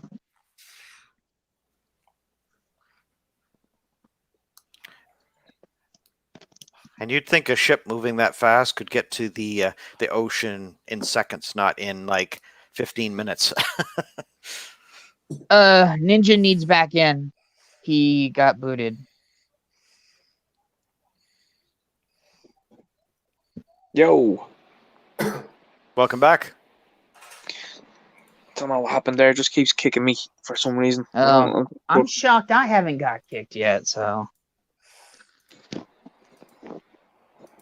I was looking at chat too. I looked over and saw you got kicked out, so then you said let me in. So fair play. Thanks for letting me know. No problem, brother. I like this part right here. He's like, okay, I'm just gonna go blaze. But then he throws his bright red glowing things at them, and they're like, Yeah, and I was like, okay, you guys, you do know that's grenades, and they're like, Well, you have to take into consideration, too, as infantry guys, they're firing their rifles at him. They see him go down. They think the threat's neutralized, right? And then true. Tip. Yeah. Oh, crap. This here's this guy right here. When she gets him and throws him against the wall. That was a kind of this scene right here. I do like the blade that comes out of her arm, though. Yeah, I love that blade she had on there, though. The dark saber, does he have it? If you're asking, you already know. That's a really dim statement. Yeah, that's what I was like. Okay, that's. I was like, No, generally, if someone asks you a question, they don't necessarily know the answer. Yeah. You know, just an awful waste of toy Welliver, man. Seriously. Oh, well, look at this, and then apparently they have these like. Since, how they kill themselves has evolved now because Electrocyanide. Yeah, I've Yeah. never seen that in any of the Star Wars before. I don't remember. Yeah. Ninja, have you ever seen it? No. I haven't seen that before, and that's what my remarks on in the review that I did. I was just like, Dave Filoni I- stuff. This I breaking don't- the canon. I don't remember ever seeing that, so I was like, okay, that's new. The only thing that does is that makes it seem like they've become fanatical. Imperial officers are the most trained, arrogant, egotistical people in the galaxy. The fact that he's older too means that he was probably an Imperial officer that studied at one of the Imperial academies. So he's the best of the best. Is this For him to sort kill of like himself. a setup for the what you call it? I can't even fucking. I've blotted out from my mind. Oh, look at it. Okay, hey. Here's Oh, Baby Yoda playing with the frog. Okay, the frog spawn. He's not New Order or eating whatever. it. Yeah. Yeah. So yeah, I think you're right. I think that makes kind of a change from being a professional officer corps to a fanatical group, because that's the difference, right? You commit suicide only if you're a fanatic. Well, Because if you're a prisoner of war, you're a prisoner of war. And yeah, if he It was kinda afraid harkens- of, go ahead. It harkens back as well to Captain America, the First Avenger, when one of the Yeah. agents of Hydra. Remember when he killed Erskine? Did the same thing, and I was like, oh, that's a pretty cool nod towards the MCU again, you know. It's a very Yahtzee thing to do. I think when you're Well, thinking kind of the back- Japanese more, I think, yeah, these guys are Oh. patterned more on the British military. and they did kind of do a kamikaze, dive into Yeah, but that's what I mean. It seems to me. I mean, even the hats are quite similar to the Japanese. Yeah. I mean, so And I like to see. It struck me. This is funny. He gave him 1,000 credits, and that's the best he could do with the ship. Well, how long did he have? To be fair, Well, I would That's say shocking. maybe a day or two he had, because he got there in day, it became night, and it became day again when he came back. So I say at least a day. So he was around for maybe a day and a half. But he didn't specify when it was to be ready, did he? No. Well, it makes it seem like the Mon Calamari could have done a lot better, but just only the 1,000 credits. That's all really what it bought him. Yeah, because the Mon Calamari from Return of the Jedi were known as the best in interstellar shipbuilding, right? Yeah. A bit It's kind falls of off. I disappointing. like that little bit that just fell off the bottom of the ship. Yeah, the pieces Yeah, and falling he's off like, is another joke. yeah. I love that. I like how he just squeezes it and gives it to him. He's like, here, have more food. Yeah, because watching this Another again, you bit. kind of see the floating pieces of debris and stuff, and you go, well, is it a joke at the expense of what has come before? Or are they doing that on purpose? It's okay to have one or two jokes in an episode and have a little bit of humor to go with the brevity, because it's a really serious story. Like Star Wars has never been a joke. They add some humor in. It's like Star Wars or Star Trek, the classic stuff. You add a little humor in because there were some really serious things that happened that episode, for example. So Yeah, to do there it was. continuously, like almost every scene having a joke, I have an issue. Well, with. I will say something. The one thing that's actually started to annoy me about the child, or baby Yoda, wherever you want to call the child, is that we see in season 1, obviously this child has powers, and the thing that's disappointed me is that the child. A running gag like that can get tiresome if that's what they're doing, and it just is a bit of a gag. But then that's starting to make this child turn into a bit of a gag, and I don't want that, because we had something interesting with the child. I was hoping that maybe Mando and the child would get in more scrapes where the child would start, maybe harnessing their power or learning how to use the power. a little bit Getting more. but we stronger and have- stronger. Yeah, exactly. Yeah. But we haven't actually seen that yet. So that's the one thing that's disappointed me about this season. I was hoping to see more of the child progress as a character, but so far I'd have to say not really. But I will defend the character when people make outrageous claims that it was genocide because the child eats a couple of eggs. I just hope the child isn't a gimmick. And right now, if you're asking me now, before or ask me before season 2 started, I would have gave two very different answers. Right now, I'm starting to believe that the baby or the child or baby Yoda, whatever you want to call it, is starting to becoming a bit of a gag in itself, and that worries me. Well, Because if he hands the child over, say, to the Jedi, if we get to that stage, well, then we're probably not going to see the child anymore. It would have been nice to see a little bit more character development of the child, and we're not seeing that right now at the moment. But they're the problems that I have. But we'll get straight into it because I don't want to keep Ninja Knight. So if we can let Ninja Knight go first, because I know he's up for work, so we let him get everything that he wants to say out there, and then we'll let him go, and then we'll just continue on if that's the way you want to do it, Ninja Knight. Yeah. Yeah, I appreciate that big time. Right. I really didn't like this episode. I'll go as far as saying I absolutely hated it. I think it's the worst of the Mandalorian so far, and it confirms an awful lot of what I thought previously, which is the moment Dave Filoni gets a bit of a leash let go off him, he's going to start injecting his pet characters. It's Bo-Katan is one of them. Ahsoka Tano is another one who was name dropped today, which just made my eyes roll again. That's a character that absolutely positively breaks canon, destroys everything that George Lucas had.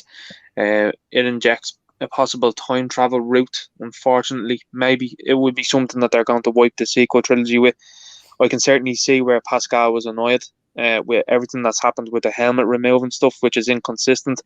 He was pretty much, as Nerd Erotic said, a manzel in distress through the episode on 2 occasions, which doesn't look good for him either.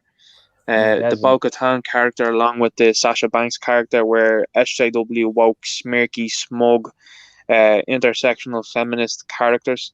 They also had a subordinate male character that was pretty much up to nothing. He was a bit of a blank slate, wasn't he, that one? Blank slate, completely as they would want it. I feel that Bryce Dallas Howard has directed 2 of the worst episodes of The Mandalorian. For me. She shouldn't really be returning on them. Now, whether that's to do with the writing, I don't know. But it certainly seems like a common trend between certain things that you can pull between the first episode she directed and this one. It might have been a contractual thing when he came in to rescue or tried to rescue Solo. Maybe he said, "Well, if I come in and do that, I want this for my daughter." Maybe that could be a thing that happened. Very possible. Because I mean, she obviously has her own agenda going forward as well too, I suppose. Overall I thought the episode started to inject Filoni's pet characters. Look, I'm all for bringing Boba Fett back, and I think this was the way to do it, but I don't think they've shrunk the galaxy down again, and they've decided now to involve the likes of Bo-Katan, and look, I think what's happened as well too is Favreau has probably had his eye wiped by Filoni. He's probably had these characters suggested and been like, yeah, people love these characters, but I don't think people are going to I think people will realise that these characters cause so many problems within this universe. I mean, Filoni has just essentially made canon kaput with the Ahsoka character. Sounds familiar. But there's no way of John Favreau. I wanted to ask you this, Ninja Knight, because it was written by John Favreau. Yes, it was directed by Ron Howard's daughter, which clearly she obviously can't do, because most of the stuff has been written by John Favreau, and it's been pretty fantastic. It's only when this woman has directed 2 of these stories. To be fair though, I think some of the direction was really good. I think some of the action sequences were really good. I don't know how much it's down to the special effects department, but I think there was some good moments in there. But I think again, you're right. But it's a marriage of the writing and the directing, which seem to sort of push forward that kind of that narrative. They're trying to sneak it in. I hope that the rest of the series doesn't follow All suit. right, that's what I was going to ask. Is John Favreau? But do you think John Favreau is a strong enough personality? Yeah, they might be suggesting these characters, but that doesn't necessarily mean he's going to do them the Filoni way. To me, it would. To me, the way things are working, I think he's using Filoni like a dictionary, and he's going to just tell him everything that he needs to know. And I think that is a problem, because Filoni can certainly get people's eyes wiped. He's done it in the past, and I think he's going to continue to do it now, especially with Favreau. And Favreau, unfortunately, has fallen for it. He's taken the bait. Filoni's gotten his way in the second season, where they had a first decent season. Look, I know the Darksaber was another thing that Filoni probably put it in there. But for me, this is where the Mandalorian starts to hit a rocky road. And if it doesn't, if it doesn't write its course and have a decent episode, look, I can see Ahsoka Tano talking down to this character the same way Bo-Katan did in this one. And you know what I mean? It's hitting all those SJW tropes from me, and this episode I absolutely hate it. And this But is were where, you for me, offended by the boob armor?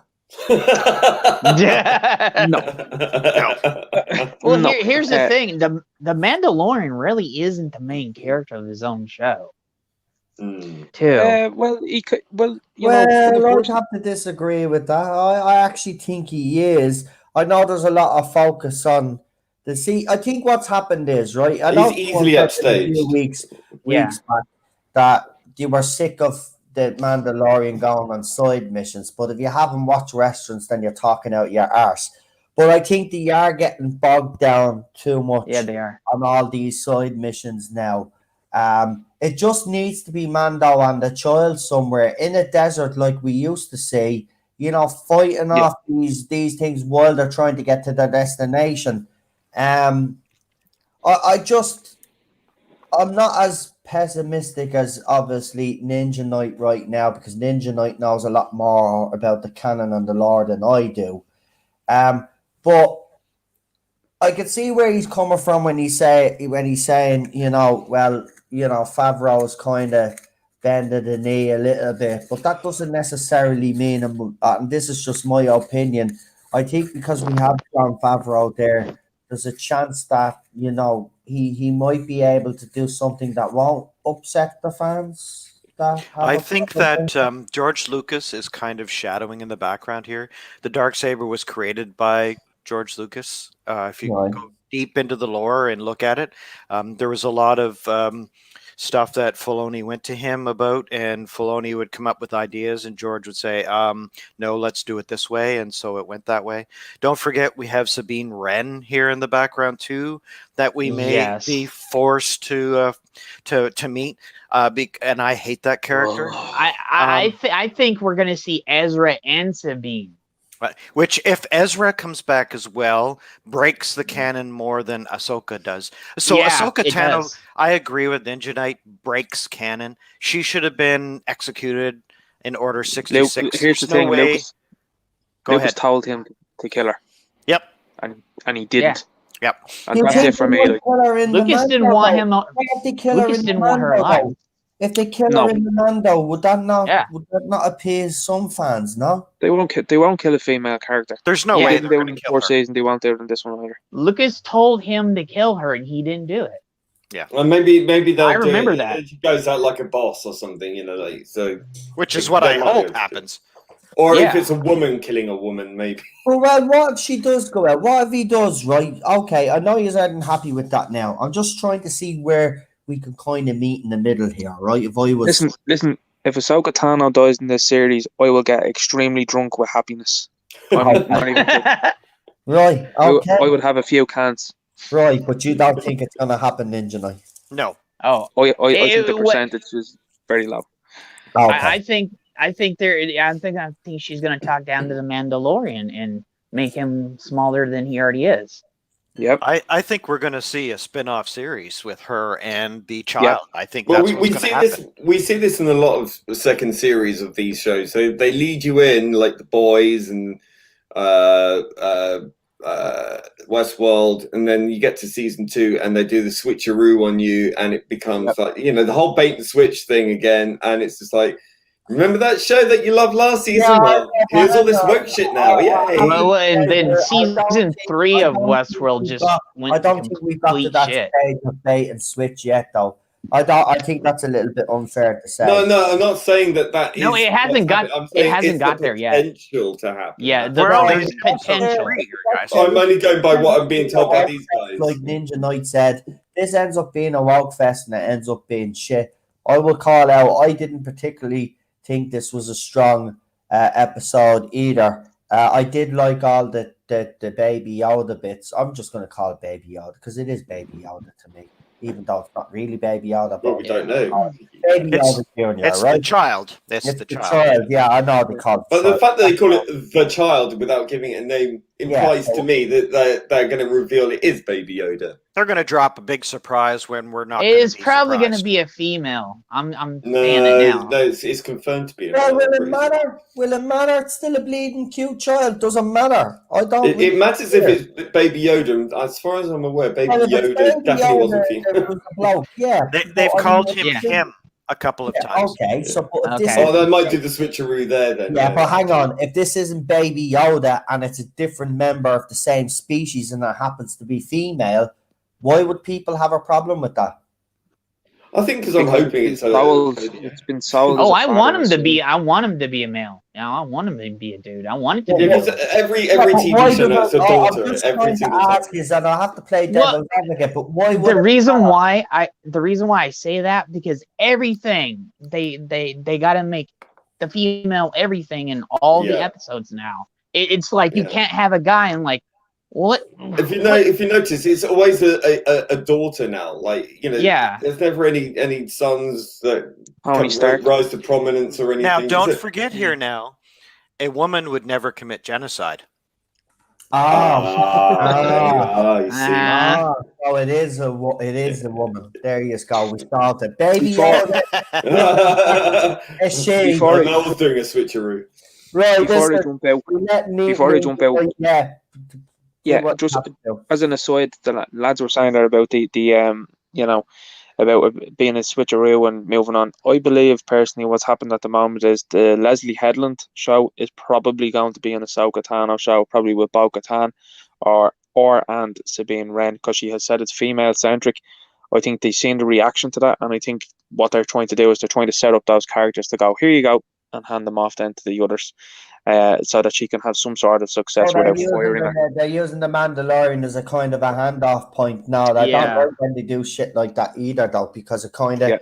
Well, let them have their show. that And, they're trying to run. it's Yeah, I fair- don't mind if you have the show, but why do I do agree though? Why do you have to have that female character in the Mandalorian if you're going to hand her own show Yeah. anyway? Just do her own fucking show. You don't need to Yeah. come into the Mandalorian that has been doing pretty well. Let's be honest. And then all of a sudden, then you're going to start this nonsense. Listen, as I Yeah. said, I don't like divisiveness. switcheroo, switching and bait point to the show, yeah. But I will admit, I'm even starting to get a little bit anxious because I do believe I'm starting to believe that this child thing is a whole gimmick, which I hate to say because I've been one of the biggest defenders, but. After this week's episode, I'm not sure what they have planned. I was hoping to see more character development. We haven't seen that. And as It's people more of the same, really. now, let's be honest, this Mandalorian Mando is kind of a pussy and gets Yeah, he fooled is. easily. And a bit dumb sometimes. Yeah. Yeah, he's extremely dumb. So bring back what's his face, yeah, man, that was in the episode a couple of weeks ago. First Boba episode, Fett. bring him back. Yeah, bring him no, back. Timothy Oliphant. Yeah, you need to bring There's him Marshall. back. Make He him. needs the Yeah. man to take this show forward, yeah. And listen, it'll be more believable that he can mess up because he's only learning the ways. So it'll make more sense when he gets beaten. You know, this fella is a member of the watch, but he's trained. So he should be, he shouldn't be getting defeated this easy. But if the other fella gets defeated, we can say, okay, we get it because he's still learning the way. So Ninja Oh, Knight, man. that's I have a question. Go ahead. I think that so the both of us have watched the Clone Wars and the Rebels. Yeah. So you're seeing a lot of the themes kind of filter into this show. I assume that you didn't like the cartoons. Hated them. And as a true blue Star Wars fan myself, since 1977, I didn't hate them, but I found that Right. a lot of the themes and a lot of the storylines kind of broke things all the time. Yeah. And so my concern, and I want to hear what you have to say about this. My concern about this is that they're going down this road where they're going to push out the trilogy that just happened from Disney, and they're going to try to seed their own new kind of future. And by doing that, bringing Ahsoka in and bringing Sabine Wren in and bringing all those characters from Rebels into the story, maybe. Yeah. So where do you go from there? So what you're going to do is you're going to say, well, if we're going to bring time travel into Star Wars, Right. do you do it in a TV show or do you do it in a movie, or what do you think is going to I happen really here? don't like this idea. It's such a contrivance. I really don't think like that kind of thing, unless it's Doctor Who, of course. I think the way I think you see, it'd be interesting to know what the internal politics is going on at Lucasfilm. Right. I think personally myself, I preferred again the Tartakovsky Clone Wars. I didn't like the Filoni stuff. I felt there was an awful lot of filler episodes. There was a lot of droid-heavy episodes, which I thought were weird. I always found, if you're spending the money to make an episode, why are you doing droid episodes and arcs? I thought that was ridiculous. The clone-centric episodes were fantastic. I will say that. I thought that they were really good. But then, like, comments that Filoni said, we didn't want Anakin to sound like Hayden Christensen to give a different version of him. That's ridiculous. The Obi-Wan Kenobi character, giving them kind of relationships, breaking the Jedi Order code when Obi-Wan was strictly to the code, was very, very strange. The switcheroos on Mandalore, and then, like you said, then going towards Rebels, you defying George Lucas and keeping Ahsoka alive was something that I found extremely bothersome. And then when they decided to make the time travel a point in it, I was baffled by that. Now, it might have been a game of 4D chess, and he knew what Kathleen Kennedy had planned for the sequel trilogy, and it was maybe a get out of jail card. But to me, you're going to have great difficulty with explaining that to people, that have not consumed these cartoons. Like, there are many people that I know that are going to be watching this and saying, like, who the fuck is this character? Why was this character not there when Luke Skywalker was in trouble? Why is this character alive if it was Vader's apprentice? Should he have not found her and killed her? There's way too many questions. But, I suppose we'll see what happens, because they have said that there's a rumored Darth Vader TV series. Maybe they'll address it there. I don't know. It's in a precarious position. I mean, look, I'm in the mind frame that it's on rocky ground at the moment. And if they have one misstep, it's over, Well, this whole George Lucas idea with the wills, and that was the storyline that he wanted to take the next trilogy in, and Kathleen Kennedy and Lucasfilms just threw it in the garbage. I think that was part of what he was going with the Clone Wars and with Rebels, when they did that whole, that was a terrible storyline. And so I think that I'm wondering if Filoni is kind of taking that under heart, and that's where he's going here. This whole direction with Bo-Katan and with Sabine Wren, and when we get to see her, if we get to see her. And that scares me, because that just breaks Star Wars, right? When you have your universe and you have certain rules, to go back and change them like that just bothers me a lot.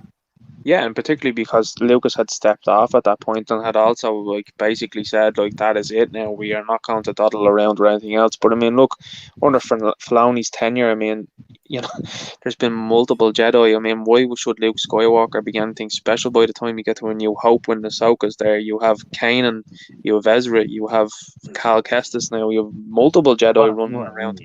Like, you don't have what is the Kanan point? no more, so and, well, like, and if you go to what's the the point? expanded universe too, you have Darth Krayt, and you have a whole bunch of things too, where they've been stealing some ideas from the expanded universe. I'm kind of curious if they're going to use more of that, and there's some really bad ideas in the EU too as well. I've heard ideas of what they might want to do at Revan too, and I'm just freaking out. because Knights of the Old Republic is my favorite Star Wars game ever, and I'm definitely afraid they're going to screw it up. They said they want to redo it, want to do a movie with it. They want to make it female. It's just like, oh. Well, my attitude is if they make one misstep, it's over. The franchise is gone, because it was on tender hooks until this show came around, and like I said, this show makes one or two mistakes, you are going to lose the good faith of an awful lot of people, and it's over. You may as well just sell it. It's basically on life support right now. Very much so, and the plug is nearly being pulled. I know this is a question, a weird question to ask, but state of Disney financially, do you think there'd be a possibility that they could sell Star Wars back to No.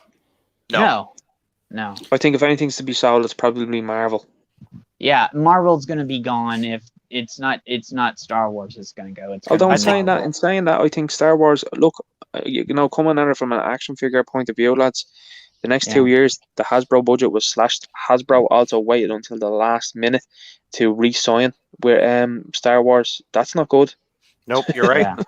Considering that's a $1 billion corporation on its own. So it's in rough shape right now. They waited till the last minute. I think that we really need to... all wrong, and I hope that they continue this goodwill, because I will agree with you on this point that is made. One wrong step. I think that your question, to go to your question, Noel, was you're talking about if you're making a comparison between Star Wars and the Marvel Universe, of course, comic books is in bad shape now. That's a whole other discussion. But I think that what we have to wait for is to see how the TV shows do, and if they're popular or if they do well. So you have the Scarlet Witch show and Scarlet Witch and Vision, WandaVision, and you've got I really do think that's going to do well. Like, seriously, Scarlet I think Witch that's where they make the determination whether they're going to divest themselves of any of those properties. I really can't see them divesting Star Wars, because I think it's really a tried and true brand. And right now, both of them have made them billions of dollars at the box office. And I think that behind the scenes in the boardrooms, they really don't.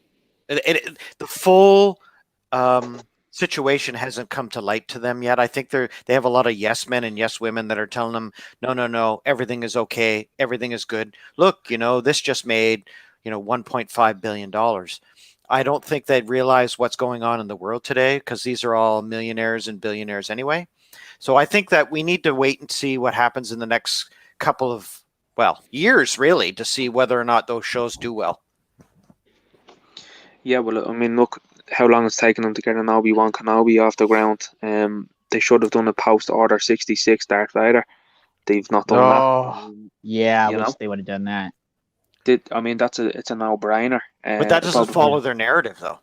No, it doesn't. And see, they've had to revert to fan-pleasing stuff after they'd made a disaster of the sequel trilogy. And like I said, it's you have a lot of people that are against the Obi-Wan TV series already, because they're like, look at the shit that you're putting into this one. We don't want this stuff, because we want to be left alone now at this stage. Like, I don't think people realise how much Star Wars fans just don't want any content from Disney anymore, and they really don't. They really don't. Because, I think you're right. It's on shelves. Look, some of it's selling well. I will not lie. Some of it I knew it was going to be a disaster the minute it was announced. So I just want to put that out there. Yeah. Look, I think personally, I think Disney are going to be strapped for cash very soon.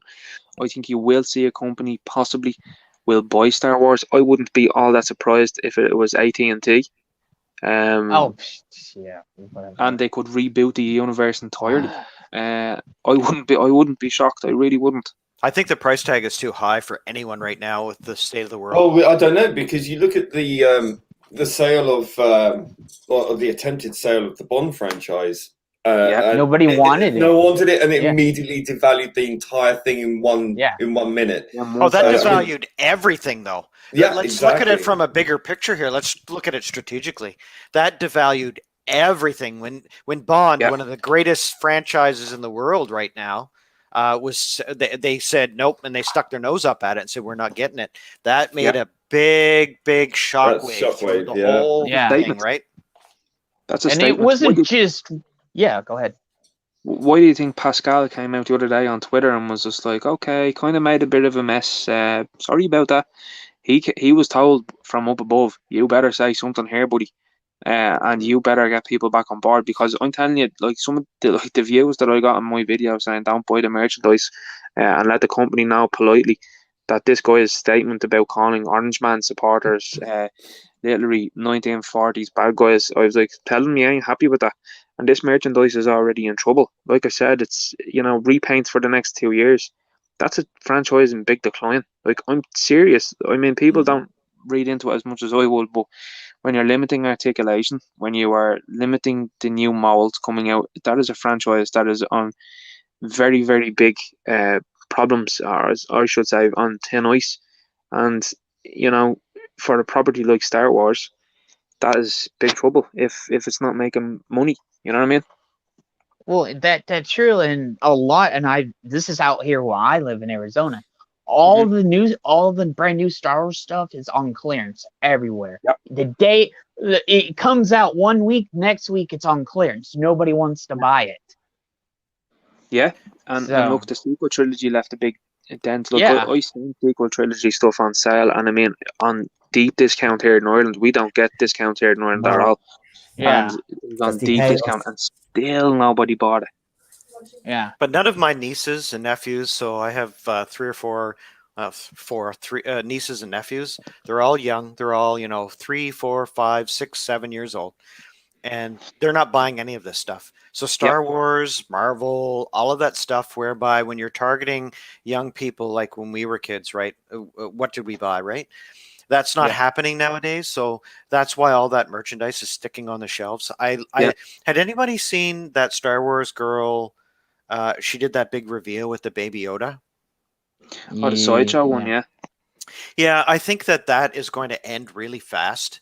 There's a little bit of a normie kind of love for this creature, the child situation, whereby, it's cute, but I'll tell you, you going into the Walmart here in Canada, in Ottawa, and you go into any of the stores that sell that stuff, and there is a ton of it on the shelves. Yeah, I saw and a it's on picture of sale. it. It was just like it just shelves like filled with Baby Yodas, not a gap there in sight, and it's just like, I think the craze that they expected to happen but they were late. They were late to the show. That's why it happened. And it's over. You missed the moment. You don't have that crest wave to ride on, and people move on. They're on to the next thing. Yep. They were extremely bad. Go ahead. No, go ahead. They were extremely late on it. They didn't have it. It was about a year after the Mandalorian came out that they came out with stuff, right? Yeah. Basically. So they wasted a whole year. Like Problem said, like Lee said, that's the time when they should have done that. That was their hot point right now. He's becoming like Noel said, he's becoming a gimmick. He's becoming everything else. Look at the action figures at the moment that I reported on. Yeah. They've just released Quill, Moff Gideon, and Grief Karga from season 1. Just now. Why would they have waited this long? That is incredible. Yeah. That's right. They should have been ready to go. If they were very confident about this show, they would have been ready to go. So far, we've had The Mandalorian and an underproduction of Cara Dune. Like, you cannot get Cara Dune. It's but that says to me that she's the rarest one out of the whole set. You can't Which find I find her. funny as heck. Yeah.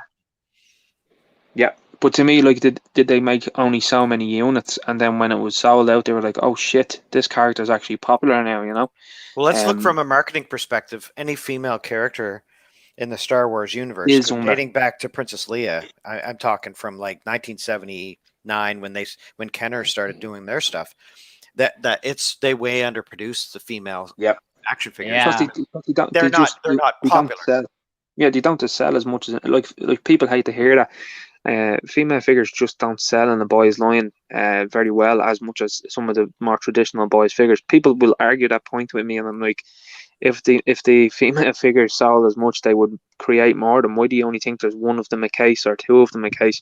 Yeah. Because they will shelf warm eventually. You know what I mean? And that's just the way people purchase things. They go, well, will I buy this one or will I buy that one? But like I said, it's taken them nearly a year to have Quill, Moff Gideon, and Grief Karga. Like, they're three prominent characters, and it's taken them nearly a year to push that out. I mean, by the time they roll out, most people are going to go, who are they again? You know what I mean? Yeah. They look totally different again in season 2. Quill is now dead, you know, and you're like, what's the point? You know what I mean?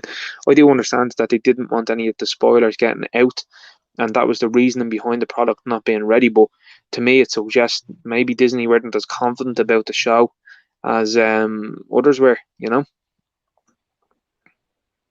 Yeah. Yeah, exactly. I agree 100%. I think the marketing behind this was very sluggish.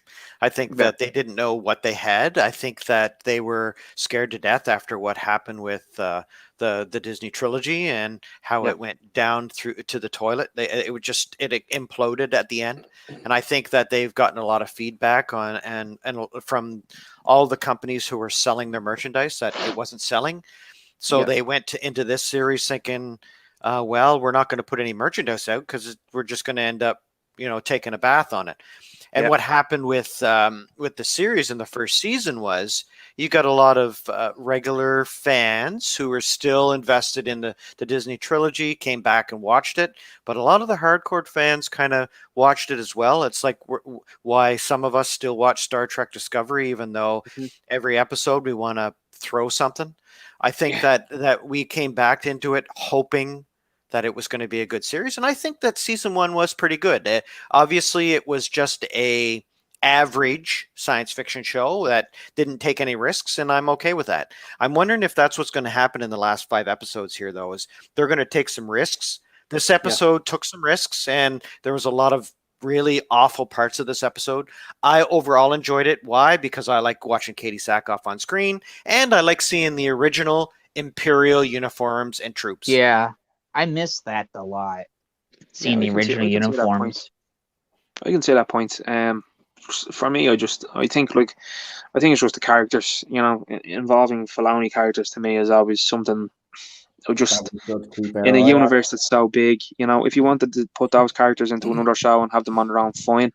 But for me, it's episode 1, 2, the Genndy Tartakovsky Clone Wars, 3, 4, 5, and 6. Season 1 of the Mando. Season 2 looks like now it's going to be out in terms of canon for me, and that's kind of really it now where I'm at. And it's disappointing for sure, but they are going to find it incredibly difficult going forward. I mean, how do you explain to people that are long-time Star Wars fans that didn't watch the cartoons of who Ahsoka Tano is? I mean, yeah.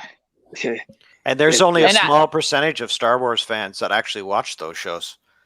And I'm saying this. I heard somebody told me, and this is just a rumor, so don't take this. I got told that next week she's not going to show up next week. It's going to be a filler episode, and then it's going to be the next week after because Filoni's doing that episode, so she's going to show up in that episode. So it's not even going to be next week that Ahsoka comes. It's going to be the week after. I don't know if this is true. But take that as a rumor. But somebody told me, she's not. It's going to be 2 weeks before she shows up. More Baby Yoda eating frogs and it's just going to be a filler episode next week. I got told. Right. I think Rabbi put it best the other day. I think Filoni will do a rusty trombone with Ahsoka Tano for that episode, and we will get plenty of Mandalorian men talked down to it. Now, what's interesting as well too between next week and the week after episode was that's apparently where this show takes a massive turn and veers into a totally different direction. So we'll see what happens. I wanted to ask you something. Is this character that you're all talking about that breaks canon? Is she eating on the eye though?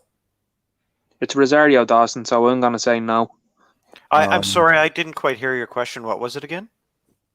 I was going to say, was she nice on the eyes?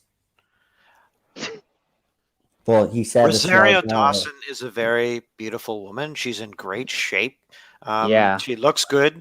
Is she Ahsoka Tano? Well, I guess if she's 30 years older than I've seen her in a cartoon, I guess that she would make a good Ahsoka. Okay. I mean, it's a cartoon character, right? That now we're doing live action. It's the same as Bo-Katan. The advantage that Yeah. Bo-Katan had was that the actress who voiced her in the cartoon also played her, Katie Sackhoff.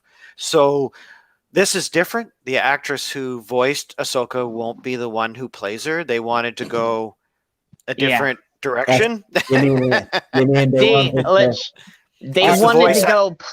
They I'll wanted say to go because it's politically not fair. correct. They basically want to pick a box and do a diversity hire, and that's why we got it. Okay. Yeah. However, I do like Rosario Dawson. Yeah, she is a good And actress. there She's is a good another thing. actress. There's another thing. She's been campaigning to be Ahsoka for the last 3 to 5 years too.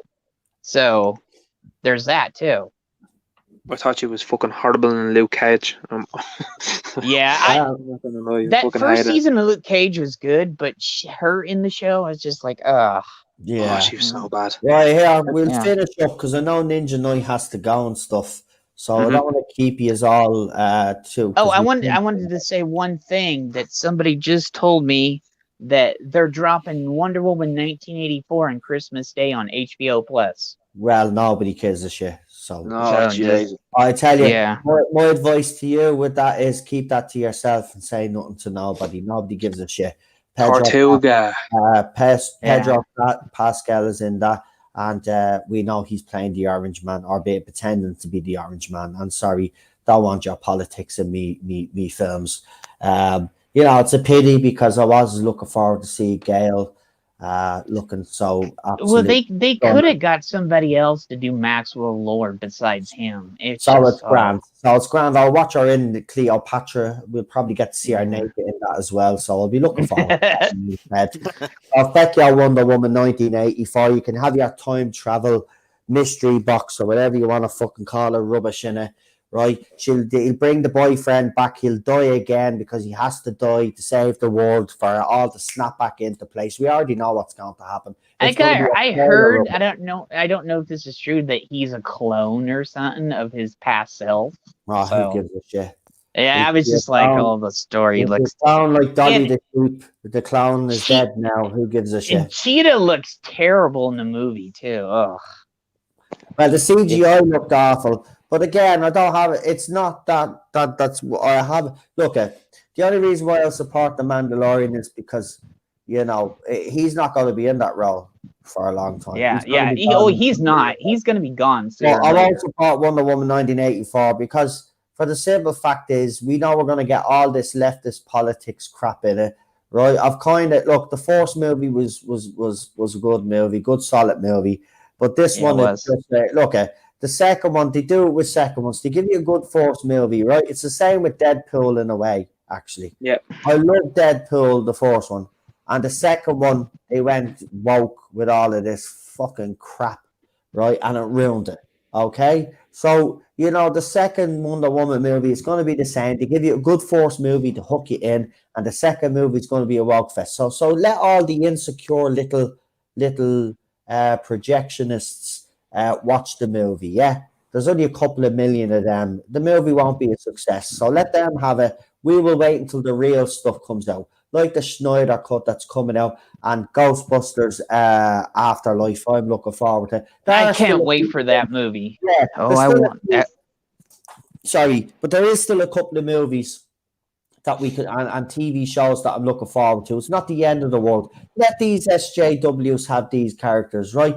Eventually, these companies will cop on, and then they'll start pandering back to their real audience again. And once they do that, they'll make a shit ton of money on their merchandise plus their movies, and then they'll realize that they've been pandering to the wrong clowns for too long. Trust me, we'll get to that breaking point at some stage. So let them have James Bond. Let them have Wonder Woman. Let them have whatever the fuck they want because they're not going to last in their current form.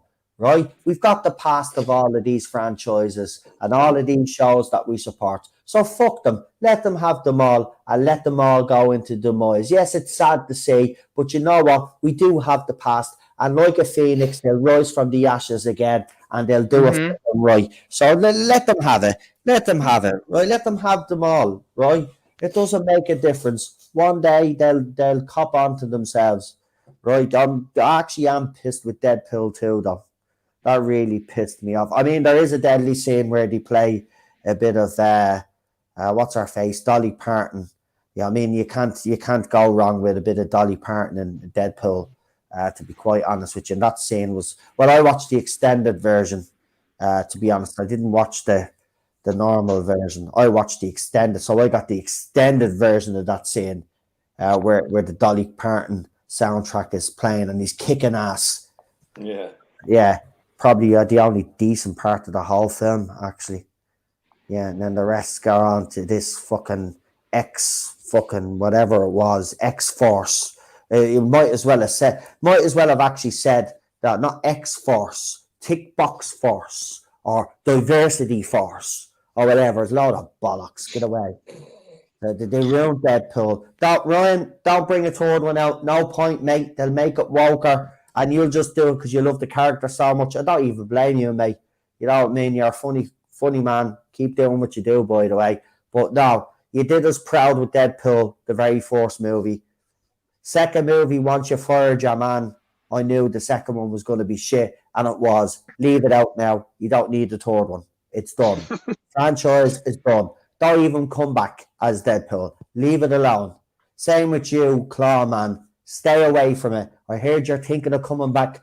Don't. No point. These franchises are dead. They just don't realise it yet. I know it's a paycheck and all, but actually do something decent for a change, will you? I think we're getting sick of the old hooks and claws now at this stage.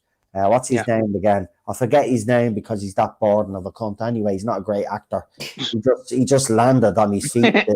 You know? Well, lads, I'm off. No, I need to sleep as well. You need to sleep, right? You can all fucking bail. I've been up since 6. I'm bailing. No, it's grand. I'll be here with you. No, we're done. We're done anyway because I've got stuff to do anyway. We're all bailing. But before you do all bail, you can all give our channels a shout out and then you can get the feck out of here. So who wants to go first? I'll tell you what, we'll let Ninja Knight go first because he has to sneak into his bed. Go for it, buddy. Appreciate that. Right, lads, you can find me at Ninja Knight.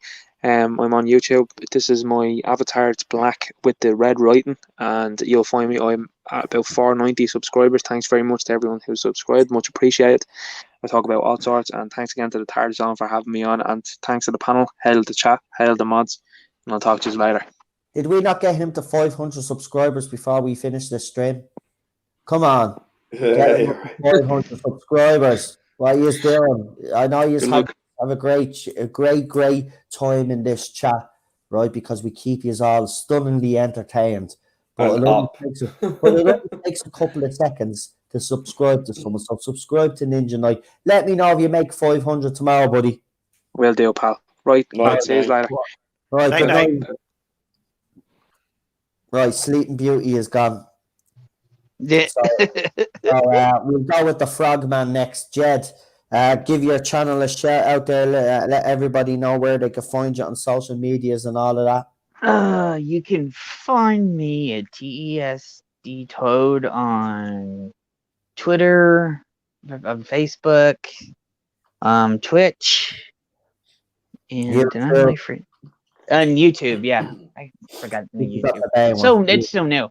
I'm thinking about getting a parlor. I don't know because so. Well, but yeah, it's boring though. I'll just let you know. Just to put it out there. It's so many people have been asking me, and I'm like, I don't know yet. So yeah, I don't know. Yeah. I don't know. I might come off it myself. To be honest with you, I think it's a waste of time. It's a Twitter wannabe that will never be Twitter. I mean, I think we're just so used to certain apps like Twitter. We've grown up with them, and this one just seems like a little wannabe gangster. And I don't know because I haven't even been on it yet. So yeah, so that's the way I look at it, as a little wannabe gangster that thinks they're something, but they're not. Yeah. So yeah, I don't know. It's up to yourself, but I don't really use it that much. I only use it when I feel like it. Lee. Yeah. Oh, Lee is gone. Lee's gone. Lee's done for the night.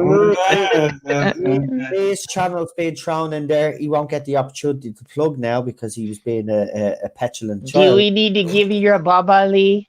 Yeah, bye. I'm only messing Give with you Lee. your binky? That's going to be creepy now.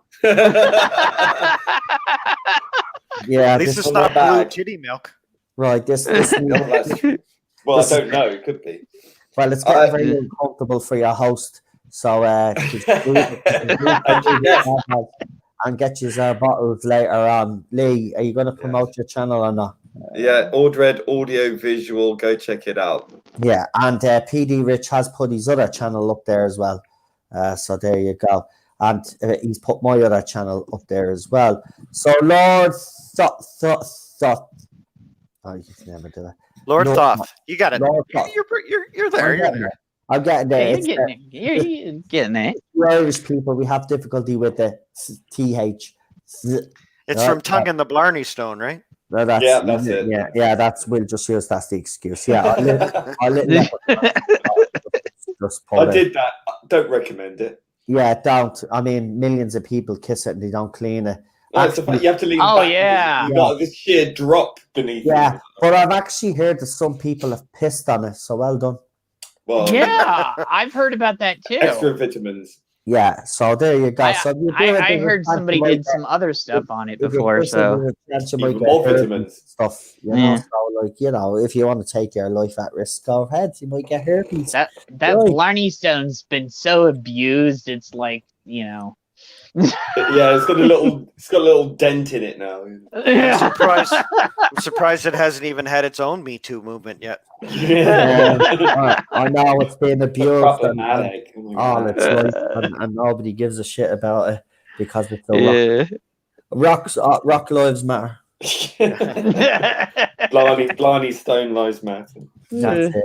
So Right. for me, Have a little bit of lipstick and have a little wig, and you know. It was asking for it. It was just sitting there waiting for me. He's like, it wanted me to kiss you. Come here. It was looking at me like a slut. Right, let Lord give me shout outs there and we'll finish up, folks. And if you are staying behind in the studio, that's all well and good, but I'm heading off straight away, right? But I will hang on tomorrow night because I say there'll be a lot that we have to talk about and plan, Lee. We got plenty of plans. Yeah, And as you I said- guys need to talk to me because me and Lee have been talking, but you haven't been there, so we can put our plans together. Yeah, but there's other plans happening as well. Gary is planning something very, very soon. Actually, he told us to stay tuned. Okay. So there's a big something happening there. But we do have plans for the anniversary. I'm hoping to rope in all the other big major. Yeah, I've put a flyer out on Twitter. So if you go to the Golden Asda, AZDHA, as the Golden Asda, like Buddha but with as, you can find my little flyer thing there. Please repost it everywhere. Please use the hashtags Hartnell First and hashtag an unearthly child, because we want to get that in the. We've only got till Monday to eclipse that fucking awful tragedy. Travesty. Conflated two words, which I think it works. Yeah. We've only got till Monday for the anniversary, 7:00. Obviously, we don't really want to be tuning. The BBC, in all its infinite wisdom, has decided that the one show, the one episode of Doctor Who that encompasses the last 58 years is the Timeless Child, Children, whatever it is. So they're not even going with Hartnells like they would normally do or celebrate Hartnell. They decided to take the story that broke my heart and maybe break down in my stream. It broke my heart too. It broke millions of hearts, and I'll tell you what. That's the BBC's attitude. We'll do our own thing, and we're going to watch where it started, not where it ended. Exactly. So we're going to get the hashtag trending. But as you said, we've got till Monday. But I do firmly believe, because Jordan And maybe says, hashtag where it started, not where it ended.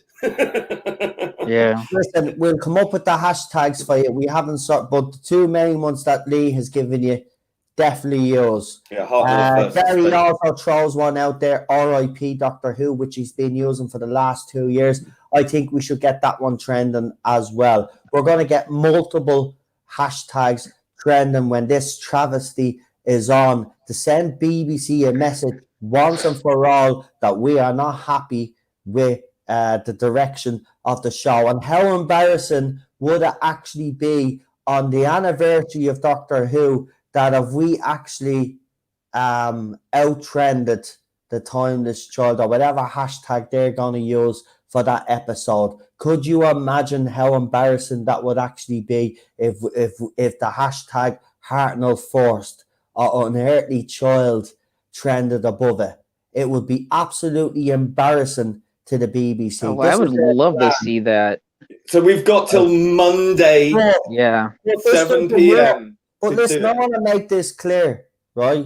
I'm going to make this clear, and I'm going to be blunt about it. This does not work if you guys don't get involved. Yeah. Right? You just have to get involved, right? Even if you haven't used it as a Twitter account in a long time, you just come on to use it for that night to get that hashtag, those hashtags trending. It's about time that we made our mark, right? It's about time that we let the BBC know that we still haven't gone away. Last year, we sent a message to them. We got them to make a couple of statements because we were sending emails in by the bucket load. We need to make another stand, but this one will be more embarrassing because it'll be on the anniversary of the shit that they're trying to peddle. And no way am I going to accept the Timeless Children or the Timeless Child story arc on the anniversary. How disrespectful that is for William Hartnell, John Pertwee, Patrick Troughton, John Pertwee, and every other man that has played this role, including Jodie Whittaker, by the way. This is because she played the Doctor. We mightn't like our Doctor, but she's played the Doctor. She's took up the mantle. It's kind of I know she's part of it, but it's still disrespecting her. This was rubbish. And they want to embarrass us even further. So it's about time. No, they want to stick it to us. But I'm not having that. Right? We've got the more powerful voice in this fandom. We always have, but we've never used it. It's time that we do. Those hashtags must be trending. Well said. Must be. It must be. Right? Yeah, I mean, this is the thing that everyone seems to fail to understand. The people who support this, they congeal around each other like jam, and they need to do something exactly. And because they're so hive-minded, they're highly organized. Exactly. And they fix and rig everything, right? Exactly. They're like fucking Joe Biden on I was going to say steroids, but maybe steroids. I don't know. I think really it's more incumbent upon us. We are, even if we're not the loudest voice on Twitter, right? Twitter is not everybody. We are plenty enough of us, right, who dissented against this trash. We should, on the anniversary of the first episode of Doctor Who that came out on 23rd of November 1963, we should be celebrating William Hartnell and all the people that brought the show into being from that moment, from that moment onwards, from the start of the show, not the destruction of the show, which is what they are displaying. And we need to show them that we are not having it, and we haven't gone away. That's and we're not going away. That we haven't gone away. Listen, this is disrespectful, and we're still angry about this. And the fact that they bring this up really is not. I mean, it's pure tone deaf. It's tone deaf beyond belief, and that's typical of the BBC. But this it's super disrespectful too. It is. It's so divisive. It only works though. This only works, right? I'm one little lonely channel out there. It only works if we can get other YouTubers. Even get Gary, get Dupont, get Bowlstraight, get all of these people to join in, because without them, we're just like floating fair. around. We need these bigger names to join in on this and to actually back this, because I think it's a worthwhile thing. This is utterly disrespectful to so many fans, all the millions, the 7 million households that tuned out of this because of that fucking Okay. show. I know And we still haven't seen the fallout of that time. Gary cares quite a lot, and he always brings Doctor Who up in every stream that he does. Yeah. So he does it. But what I'm urging him to do, and he does a lot anyway, and he does ask his members to get hashtags trending. Az needs to do the same as Lee pointed out. Doomcock, all of those other big streamers. We all need to pull together on that anniversary on the 23rd and basically make our point. So right? I think you're looking at this from the wrong direction, guys. You're looking at it from the wrong perspective.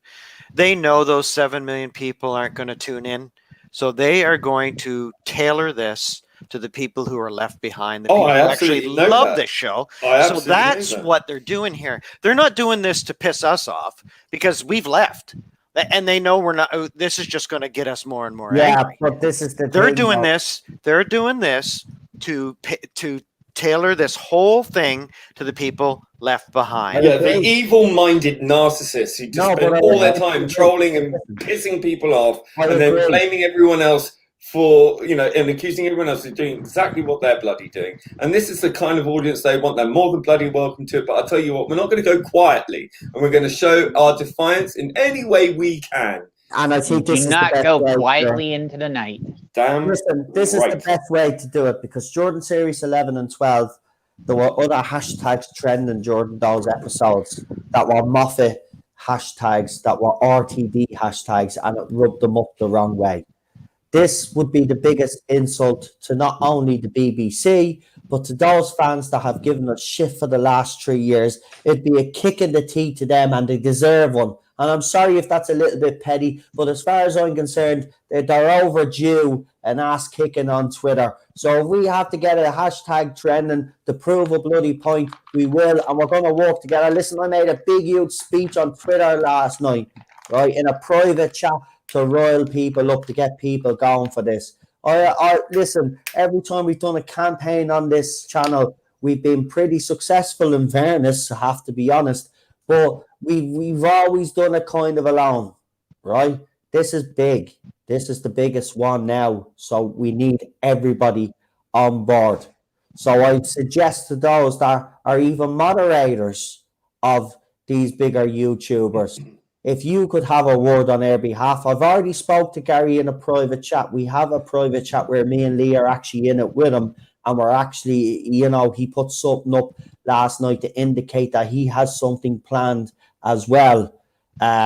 So, I mean, look, there's plans in place. People want to make a stand. This is the anniversary. And the fact that they are using this episode, in my opinion, I do agree with you, Lord, in a way. I know this is not them like trying to have a dig back at us, but it certainly does feel like that. William Hartnell has always featured the anniversary every year. He's not going to feature this year. They've decided to feature the story that destroys his life's work, Patrick Troughton's life's work, and John Pertwee's work, because he knows, as you said, that we've left. But just because we've left the show, or we've fallen out in love with the show because of this era, doesn't mean that we're going to stay silent. This is the biggest chance that we have to embarrass the BBC. And we really do. This is the opportunity, I promise you. And I've spoke to a couple of people that are close, let's just say, and this is a good idea. Trust me, this is the way to go. They're not listening to our emails. They can dump your emails. They can fob you off with an email. You're still getting them. They're still registering, but they can ignore them. They can't. Remember, the license fee payers pay their wages, and it's outrageous that they just brush people off like this when they are literally public servants. It blows my mind, this snobbery that they have, this disdain for their audience. Like, I know. it's utterly incomprehensible. I to me. just don't get it anymore. I just don't. I- And I mean, this is William Hartnell. Listen, he's the guy that started it. The anniversary always focuses around him, and then they do talk about the other doctors. But he's the man that started it. To actually start with the timeless children, Lee is actually right. It's kind of like the showing us where It's like the end stop, you know. It's like Well, it's like the bookend, you know. yeah, It ends with this, and it will never recover. Well, You know, no, that's unfair to say. I think with us, it ends with us. But with them, right, this is symbolic, right? Because the timeless children, the timeless child is supposed to be the original Time Lord. Yeah? Yeah. Okay. So this is what they're doing. They're usurping the unearthly child now, and this is what they're gonna flog as this is what started it all off. Not William Hartnell. It was the timeless child. It's This is why they're doing it. That's why they're doing it. And this is why it's important. That's exactly why they're doing it. It's nothing else to it, right? They're trying to push this timeless child thing even rewriting the narrative. they're trying to rewrite history now, rewrite the canon, and that's why they're showing this episode instead of an inertly child, which they've always done when they've done something like this. And of course, it's also as a form of bridging the previous series with the upcoming inverted commas special. So it's a reminder of what, you know, more damage. And don't be surprised if they actually throw you a few bones actually after that. Mm-hmm. Mm-hmm. Oh, I wouldn't expect that they'll probably show a trailer or something after. Well, yeah, but we've been saying this for the last month. Yeah, you know, yeah, like, it's going to come for the Comic-Con. No, okay, it's going to come for the Children in Need. No. Nope, So, didn't come there either. That's the anniversary. Will they, or won't they? I mean, this has become such a joke now. I've got to say no, because Chris Chibnall has a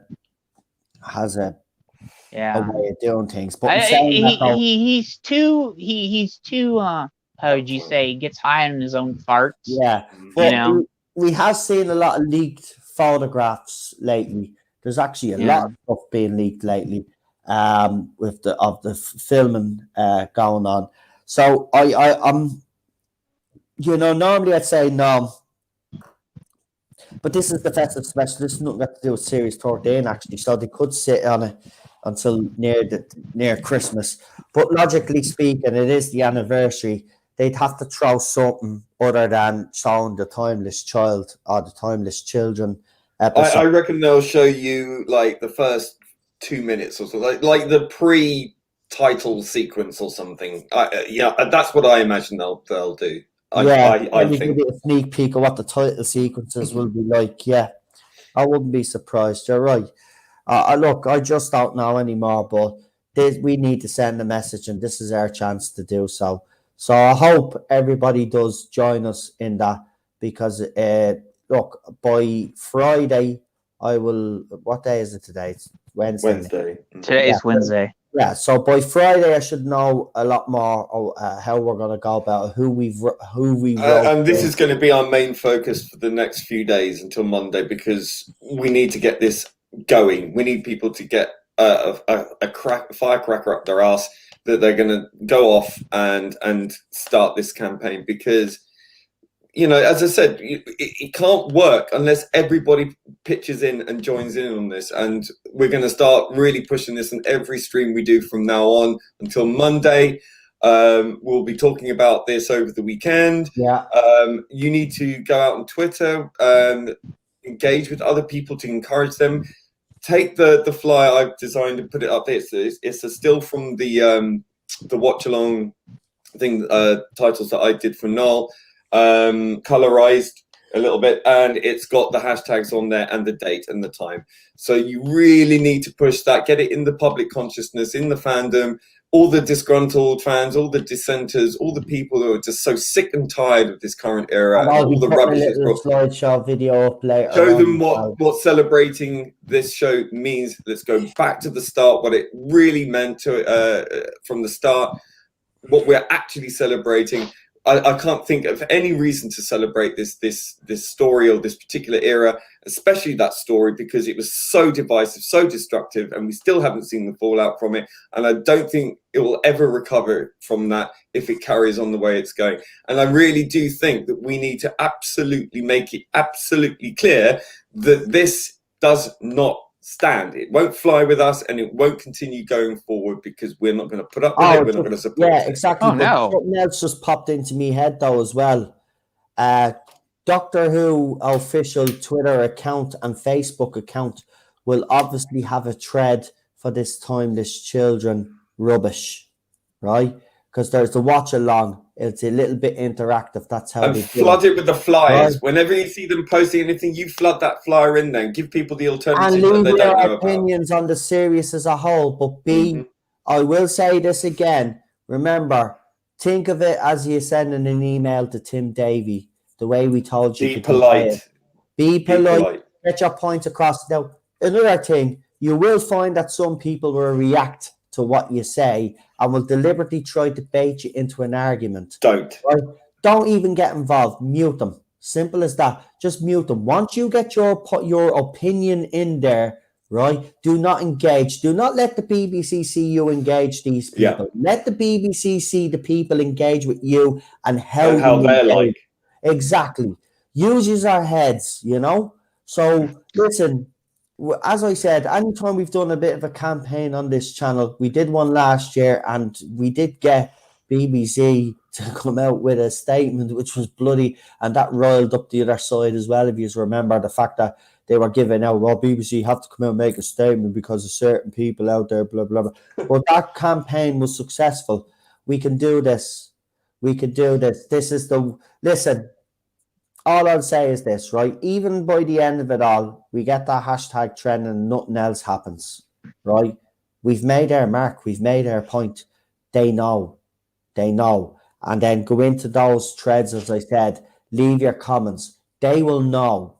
And trust me, Lee will tell you this. There will be someone at the BBC that will be moderating these threads. And they will see what is being written. So don't be afraid to give your opinion, but be polite about it. And as I said, if anybody tries to bait you into an argument or try to engage with you in conversation that happens to be from the other side and try to say that you're wrong or sexist or anything like that, you just mute them. Let the BBC, let you show the BBC what these people are actually like. Yeah. That's all, and that's all you have to do. And then look at the starting the mask of this so-called goody two-shoes act that they have is slipping. Sanctimony. It's slipping very fast. Look what they did to my stream last Friday, right? Yeah. And look at the abuse that have been stuff from both. Look at it on Twitter as well. You see it on Twitter, Facebook. They're all losing the plot. They know it's coming to an end soon, right? So we just have to prevail, right? At the end of the day, the BBC haven't listened to us for 3 years. That is true.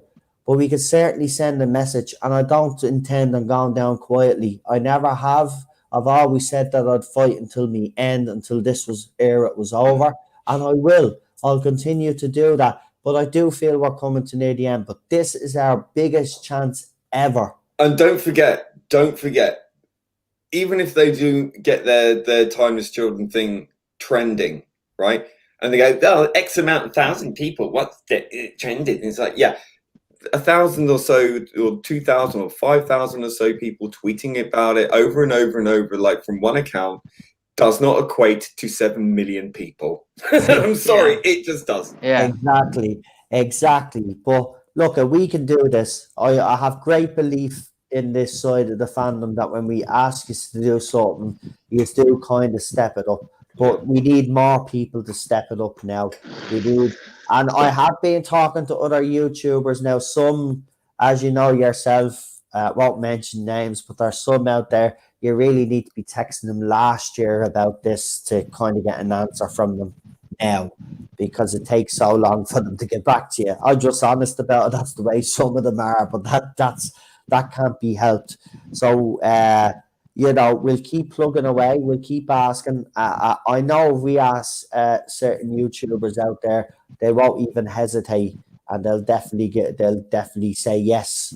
There are others. I don't know, because I do see. I have to say, I do get this attitude. Well, Doctor Who is dead. I don't care anymore. So what? I don't care. So they won't do anything about it. But just because you don't care doesn't mean that you could do it. How many seconds does it take you to tweet a couple of hashtags? I mean, that's all it'll take out of your time, and then you've done your bit. Yeah, and how long are you going to keep taking all this shit, and be demoralized? Being demoralized is not an excuse anymore. You've got to stand up and make your voice heard. And look, Star how Wars much more? fans How today? much more? Star Well, Wars I mean, fans today? surely, like, this is Star the Trek ultimate fans slap in today? the face. This is the ultimate slap in the face, Yeah. and we must turn around and Well, listen, slap them on the other side. You're Like, going to hate me saying this, but Star Wars Figure it. fans do it. yeah, figure it. Star Trek fans have done it. Doctor Who fans, no, not as much. Not as much. We've let Bill down. We've let them all down.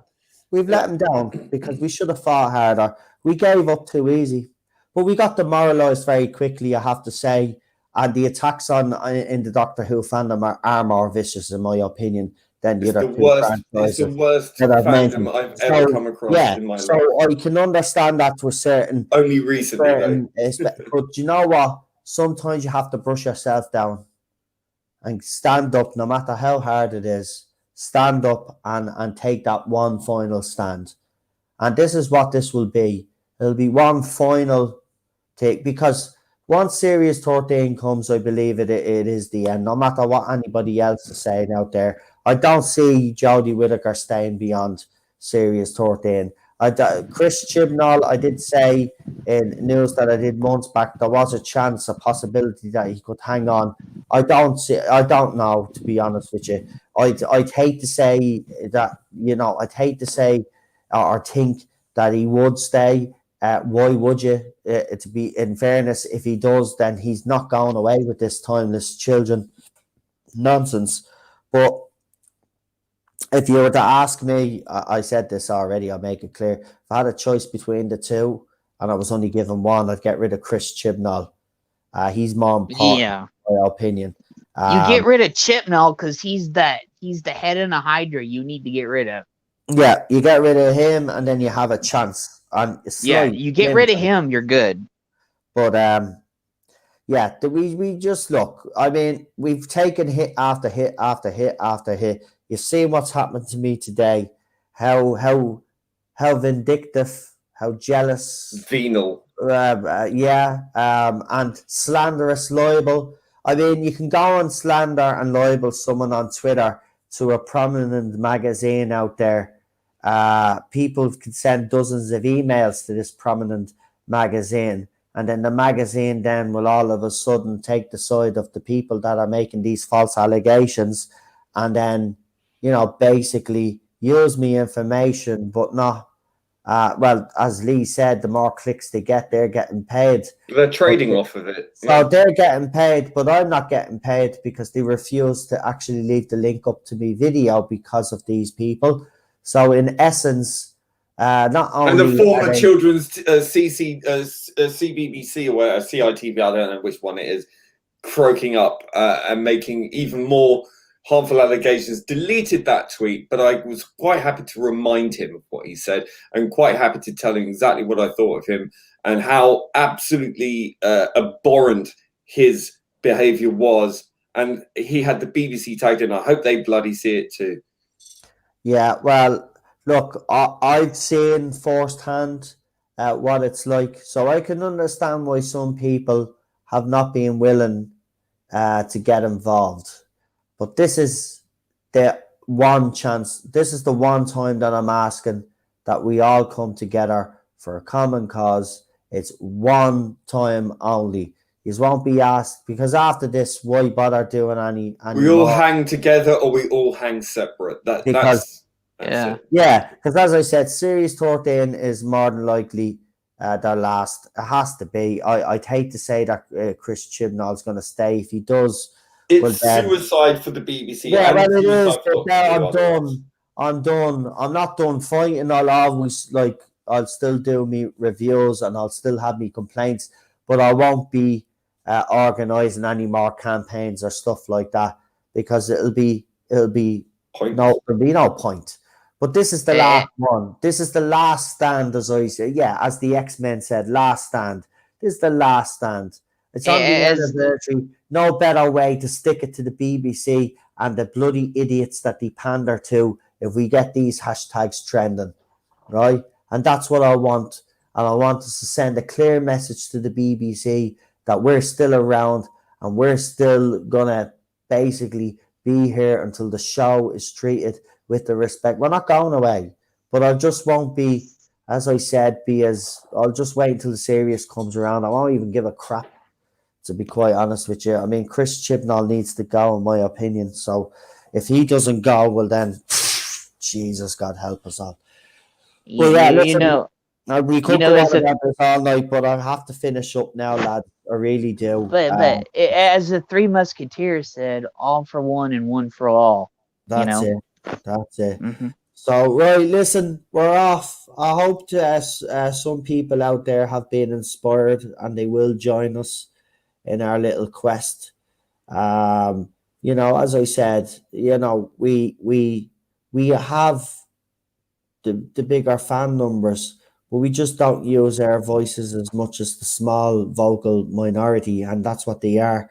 And some of them have got themselves in positions of power and abuse that power. But it'd be nice to send a message. It is nice to send a message to these people once in a while, but this is the main one. This is on the anniversary to try. Look, even if the BBC are not doing this to piss us off, people would have pushed for this, that are on the fringes, that work with Doctor Who magazine and stuff like that. I wouldn't be surprised if it was people like them that pushed all of this. Oh, let's do the Timeless Child instead, the Timeless Children, instead of doing the same old William Hartnell. Wouldn't be surprised, because they've infiltrated the BBC too. So it's a chance. Yeah, of course it is. So this is our chance to let them know that we're not letting this disrespect go unnoticed. I'm just surprised that you're shocked, because I'm not shocked at all. I could have predicted it in a second. Yeah, we've got a dog in the background. It's nice to have another canine on the channel. Welcome, Princess. You haven't met Teddy, but he's a terrier, and and he acts like a little terrorist. Oh, I shouldn't have probably said that. They probably say I'm always at the calling his dog a terrorist now. Oh my God. It gets silly, man, when you see headlines tomorrow. Noel calls his dog Teddy a terrorist. Yeah. Yeah, it's because that's well, gents. It was a pretty good episode. Great discussion tonight. I really appreciated being invited on. Thank you very much. No problem. I haven't quite got the channel yet, but every single time I do a live stream, everybody says, "What's your channel? Why don't you have a channel? You need a channel." So I'm working on it. Yeah, I just thought of another thing, actually. By the way, isn't it weird to celebrate Doctor Who with the lowest rated episode of the current era? Yeah. I don't think it's weird. I think it's predictable that they're a bunch of morons and they're going to go all in. This is scorched earth. This is a scorched earth policy. They're going to burn it down because they don't want us to enjoy it. They don't want the diehard older fans. I avoided using any race distinctions, but I think that they really want us to go away, and they want the new agenda to be fulfilled, and they want it to be successful, and it's failing, and they can't handle that. So that's what they're doing. They're going to go all in. Well, I'll tell you, when this pandemic business eases and we can travel from country to country, I think it's about time I made an appearance outside BBC studios with a couple of thousand Whovians behind me. We're protesting. We have to do something because, well, look, as I said, we're going to make this stand. We're going to see where we get with it. I mean, it would be embarrassing for the BBC if we can get this trending over what. And listen, remember, by the way, there will be folks out there, by the way, that did like this era, but they will also be kind of thinking that this is a bad idea, remember that there are some fans out there that do support this era that are not as militant, if that's the way you want to put it. So they'll also trend whatever hashtag they see because they'll do it out of disgust. I mean, even for the cancer scene, a lot of them came out and were quite angry. So trust me, I mean, it won't be just us. There'll be other fans out there as well that will get these going as well. But we need you all. We need you all. This is their chance now on the anniversary. Look, for me, Leah's right. Why would you show the lowest rated fucking episode? Wow. I don't know. It just boggles the mind. I just don't Well, they're understand it. idiots, as Lord said. They're the idiots. Yeah. They're just a bunch of bleeding clowns. And I mean, look, he's right. Why am I not surprised?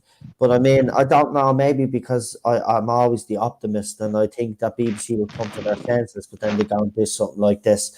Well, listen, we're not going to go quietly into the night, as they said. We won't hit that iceberg without making a few bleeding icebergs of our own, and then we'll go. Then let them have their show. It'll last about. Look, if we go, stop watching it. Well, we do have plans for you to all watch it with us and not give BBC a view. So tune in to Okay.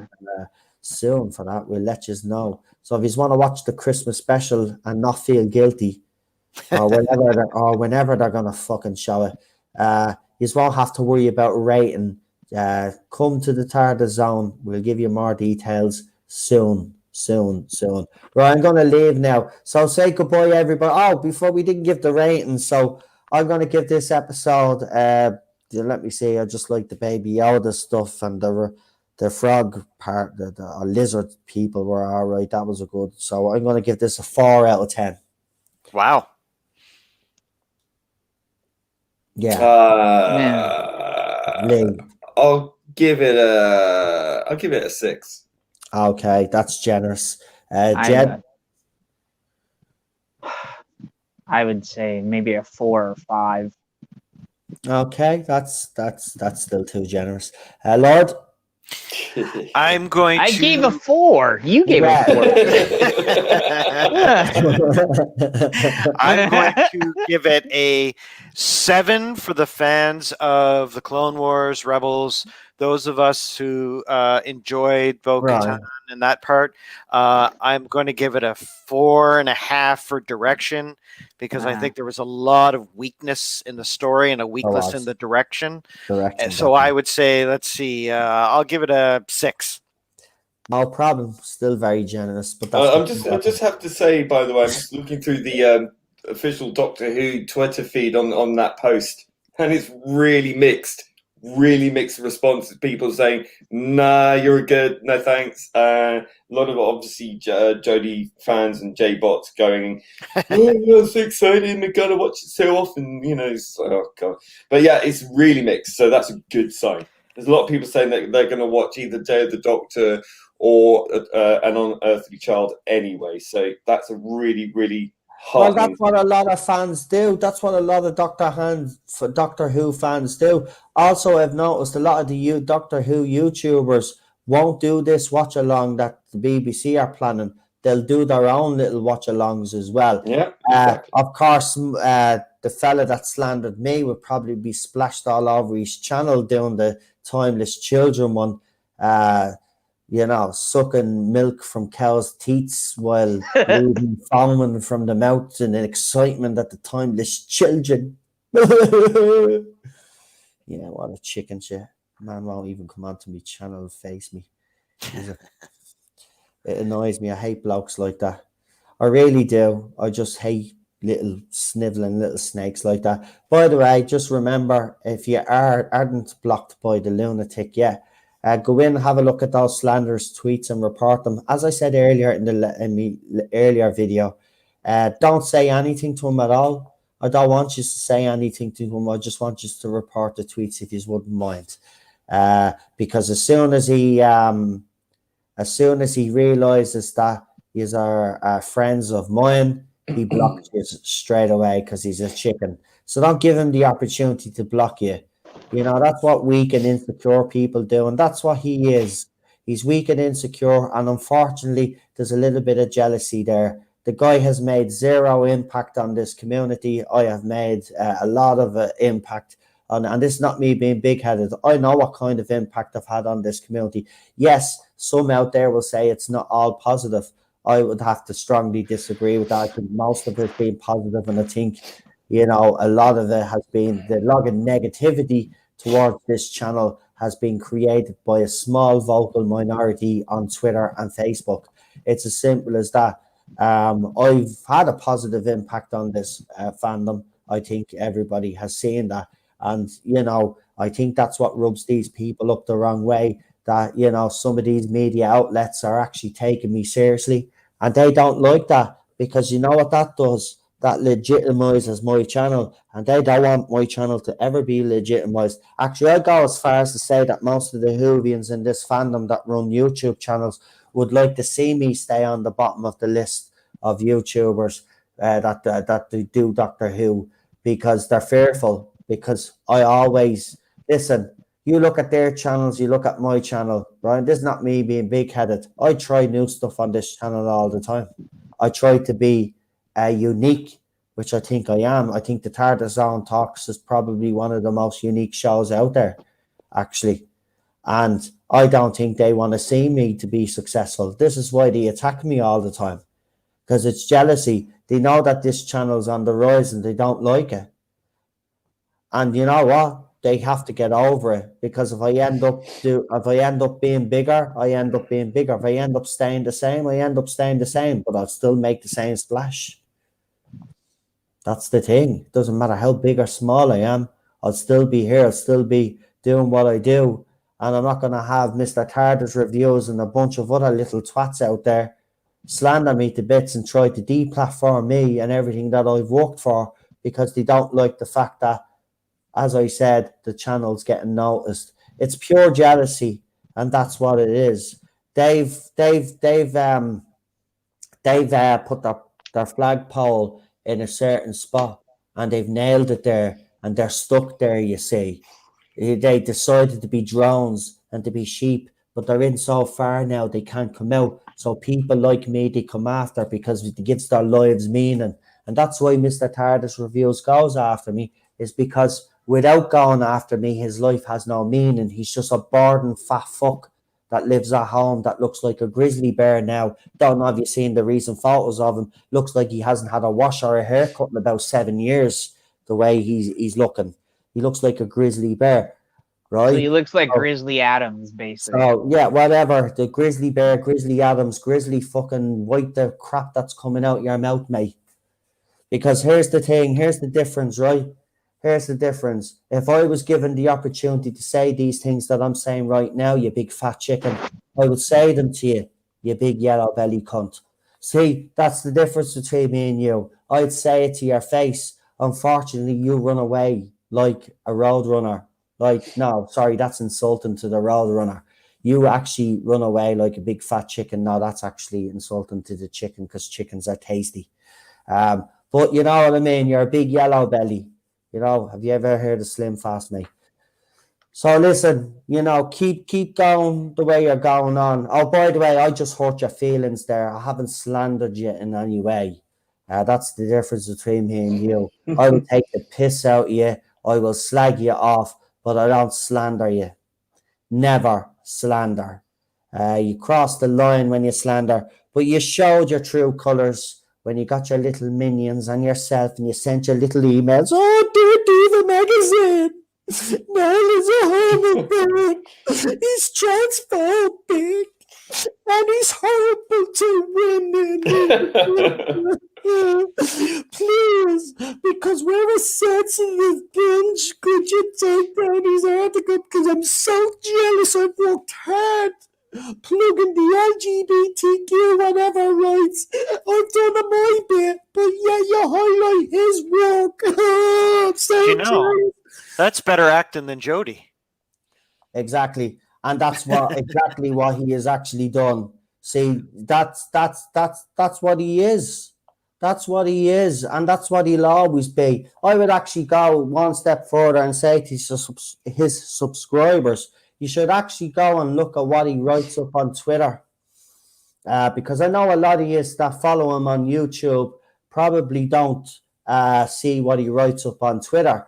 maybe you should go and see what the guy that you all support goes on like on Twitter when he does his little videos and talks about how the family should be nice to each other. We all should be nice to each other. Everybody is equal except Noel's. He's a racist, bigot, Nazi, blah, blah, blah, blah, blah. I'm going off now to eat me Slim Fast. Seriously, man. Grow up, yeah? Grow a set of balls. Yeah, it might be an old expression and it might offend you. I don't give a shit, right? Yours obviously haven't dropped, mate. Stop pandering like a little idiot. Yeah, you can have your causes, mate. Yeah, nobody's saying you don't have to have your causes, but don't pander, mate. Yeah, and certainly don't chill for the BBC. By the way, if you do work for the BBC, I've let your employers know because I was actually told by someone that you actually work for the BBC. And if that's the case, you're in very serious trouble because the BBC are going to know exactly what you said because we have all the screenshots of everything that you've actually said. Not just the tweets of today and yesterday, but the tweets that you've been putting out the last couple of months.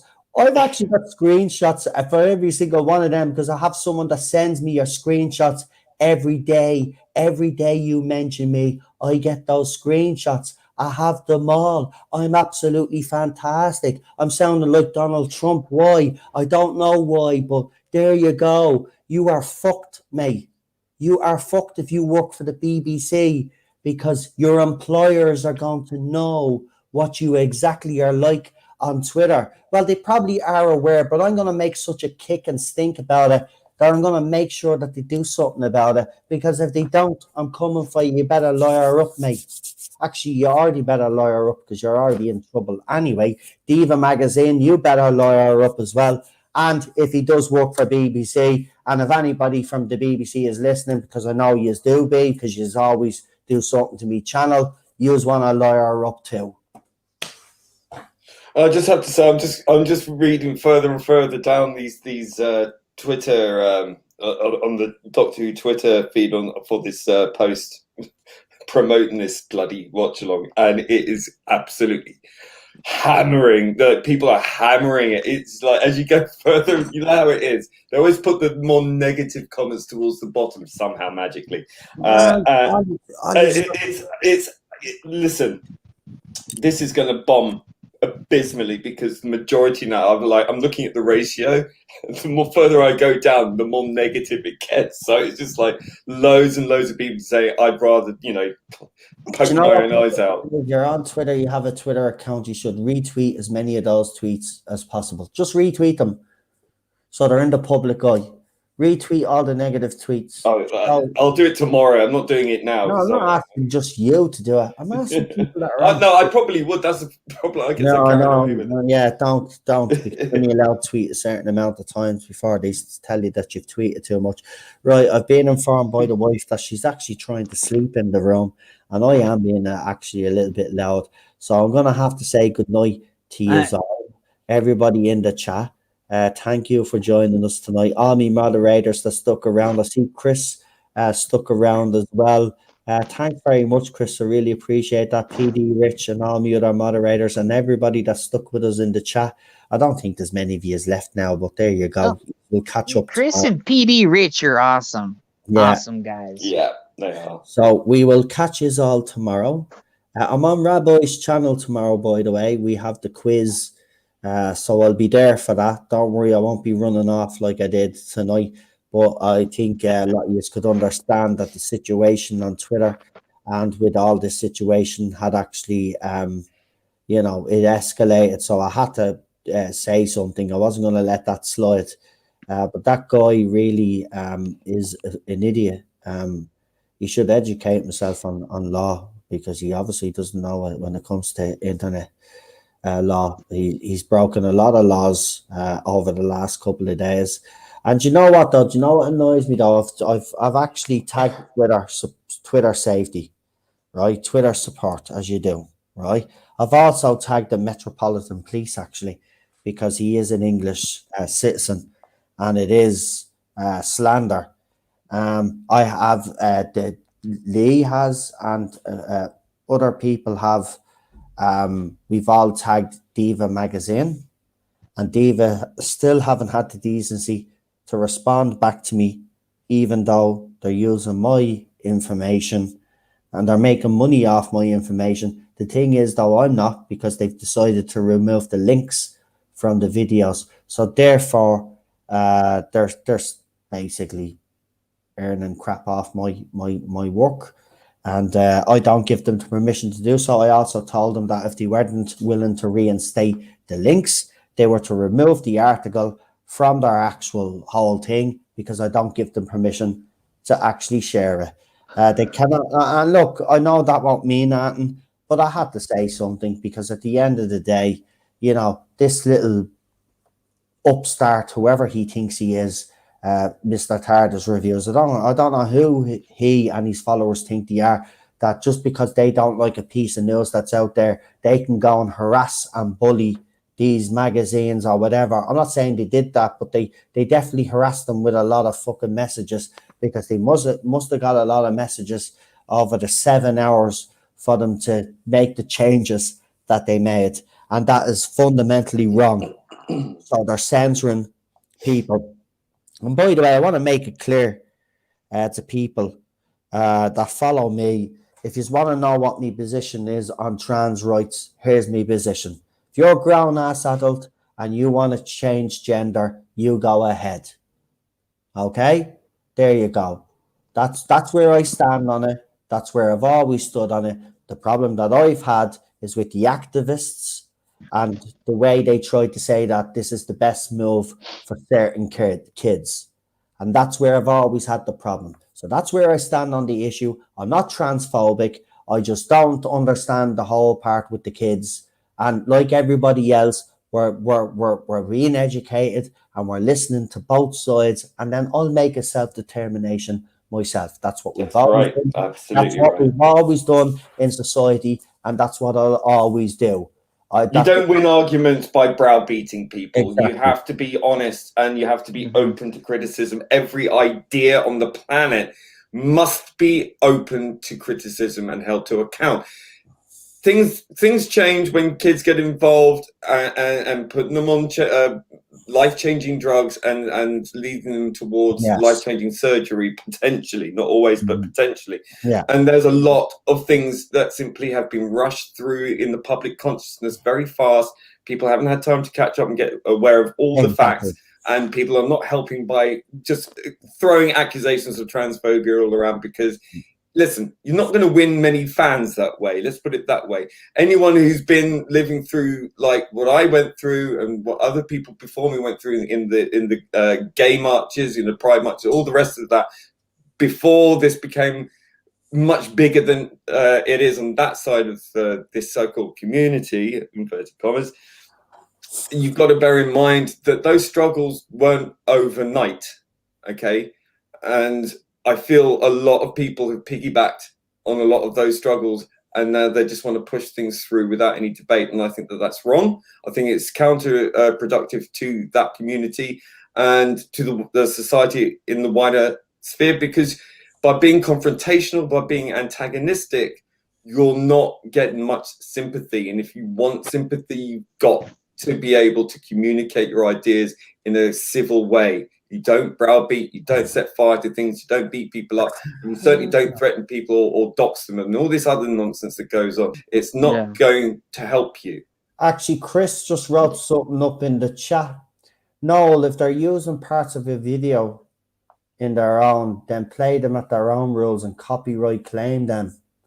That's a good idea, actually. If Diva doesn't reinstate the article fully with the links. Well, you are officially the publisher of the information. So your source gave you that information and you published it. So you are the de facto publisher. So basically you do own it, because and everyone else has got enough legal sense to understand that you are the publisher of the original story. Whether or not you share that publishing with your source, that's entirely between you and your source. But the point is, you published it. You are the one who published it. Therefore, you own that. And so, therefore, technically, they are in breach. And I think anyone with this, and I'm not a legal man, but even I can see that. Yeah.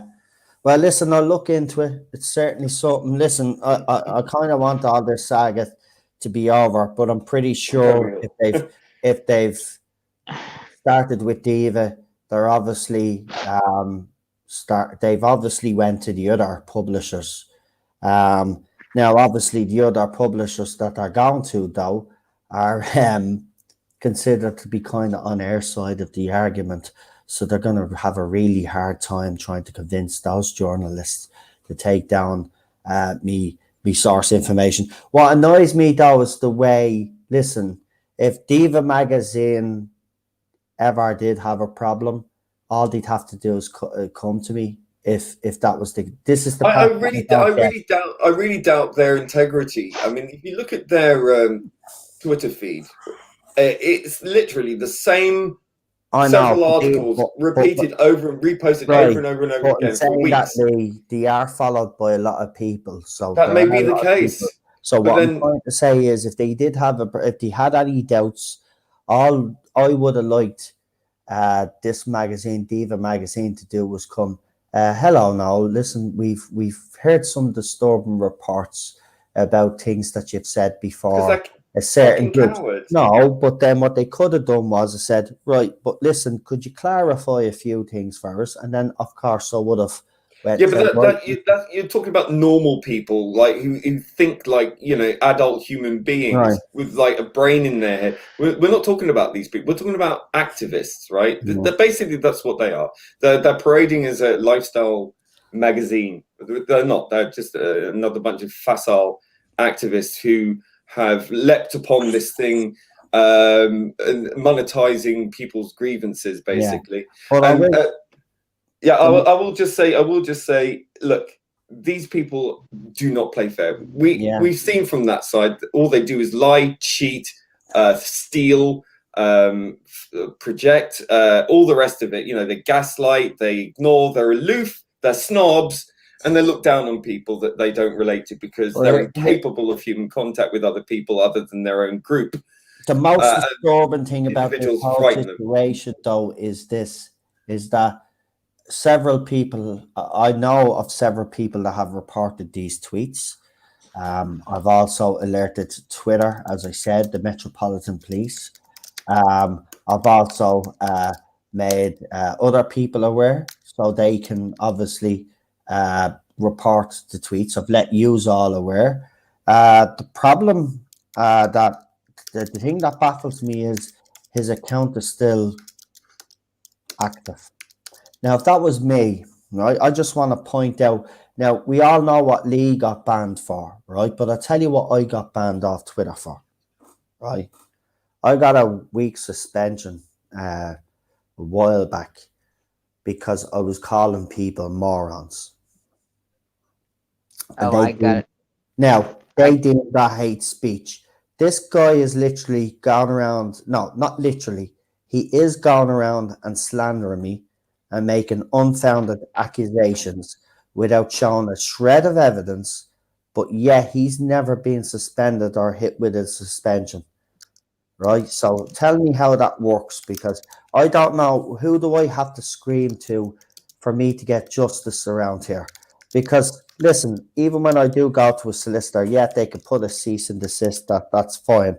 But with all the evidence that I have, right, and Lee has seen it because look, I share me evidence with the people that are actually involved in part of the criticism from these people, which is Lee, Rabbi, and a couple of other names that get mentioned.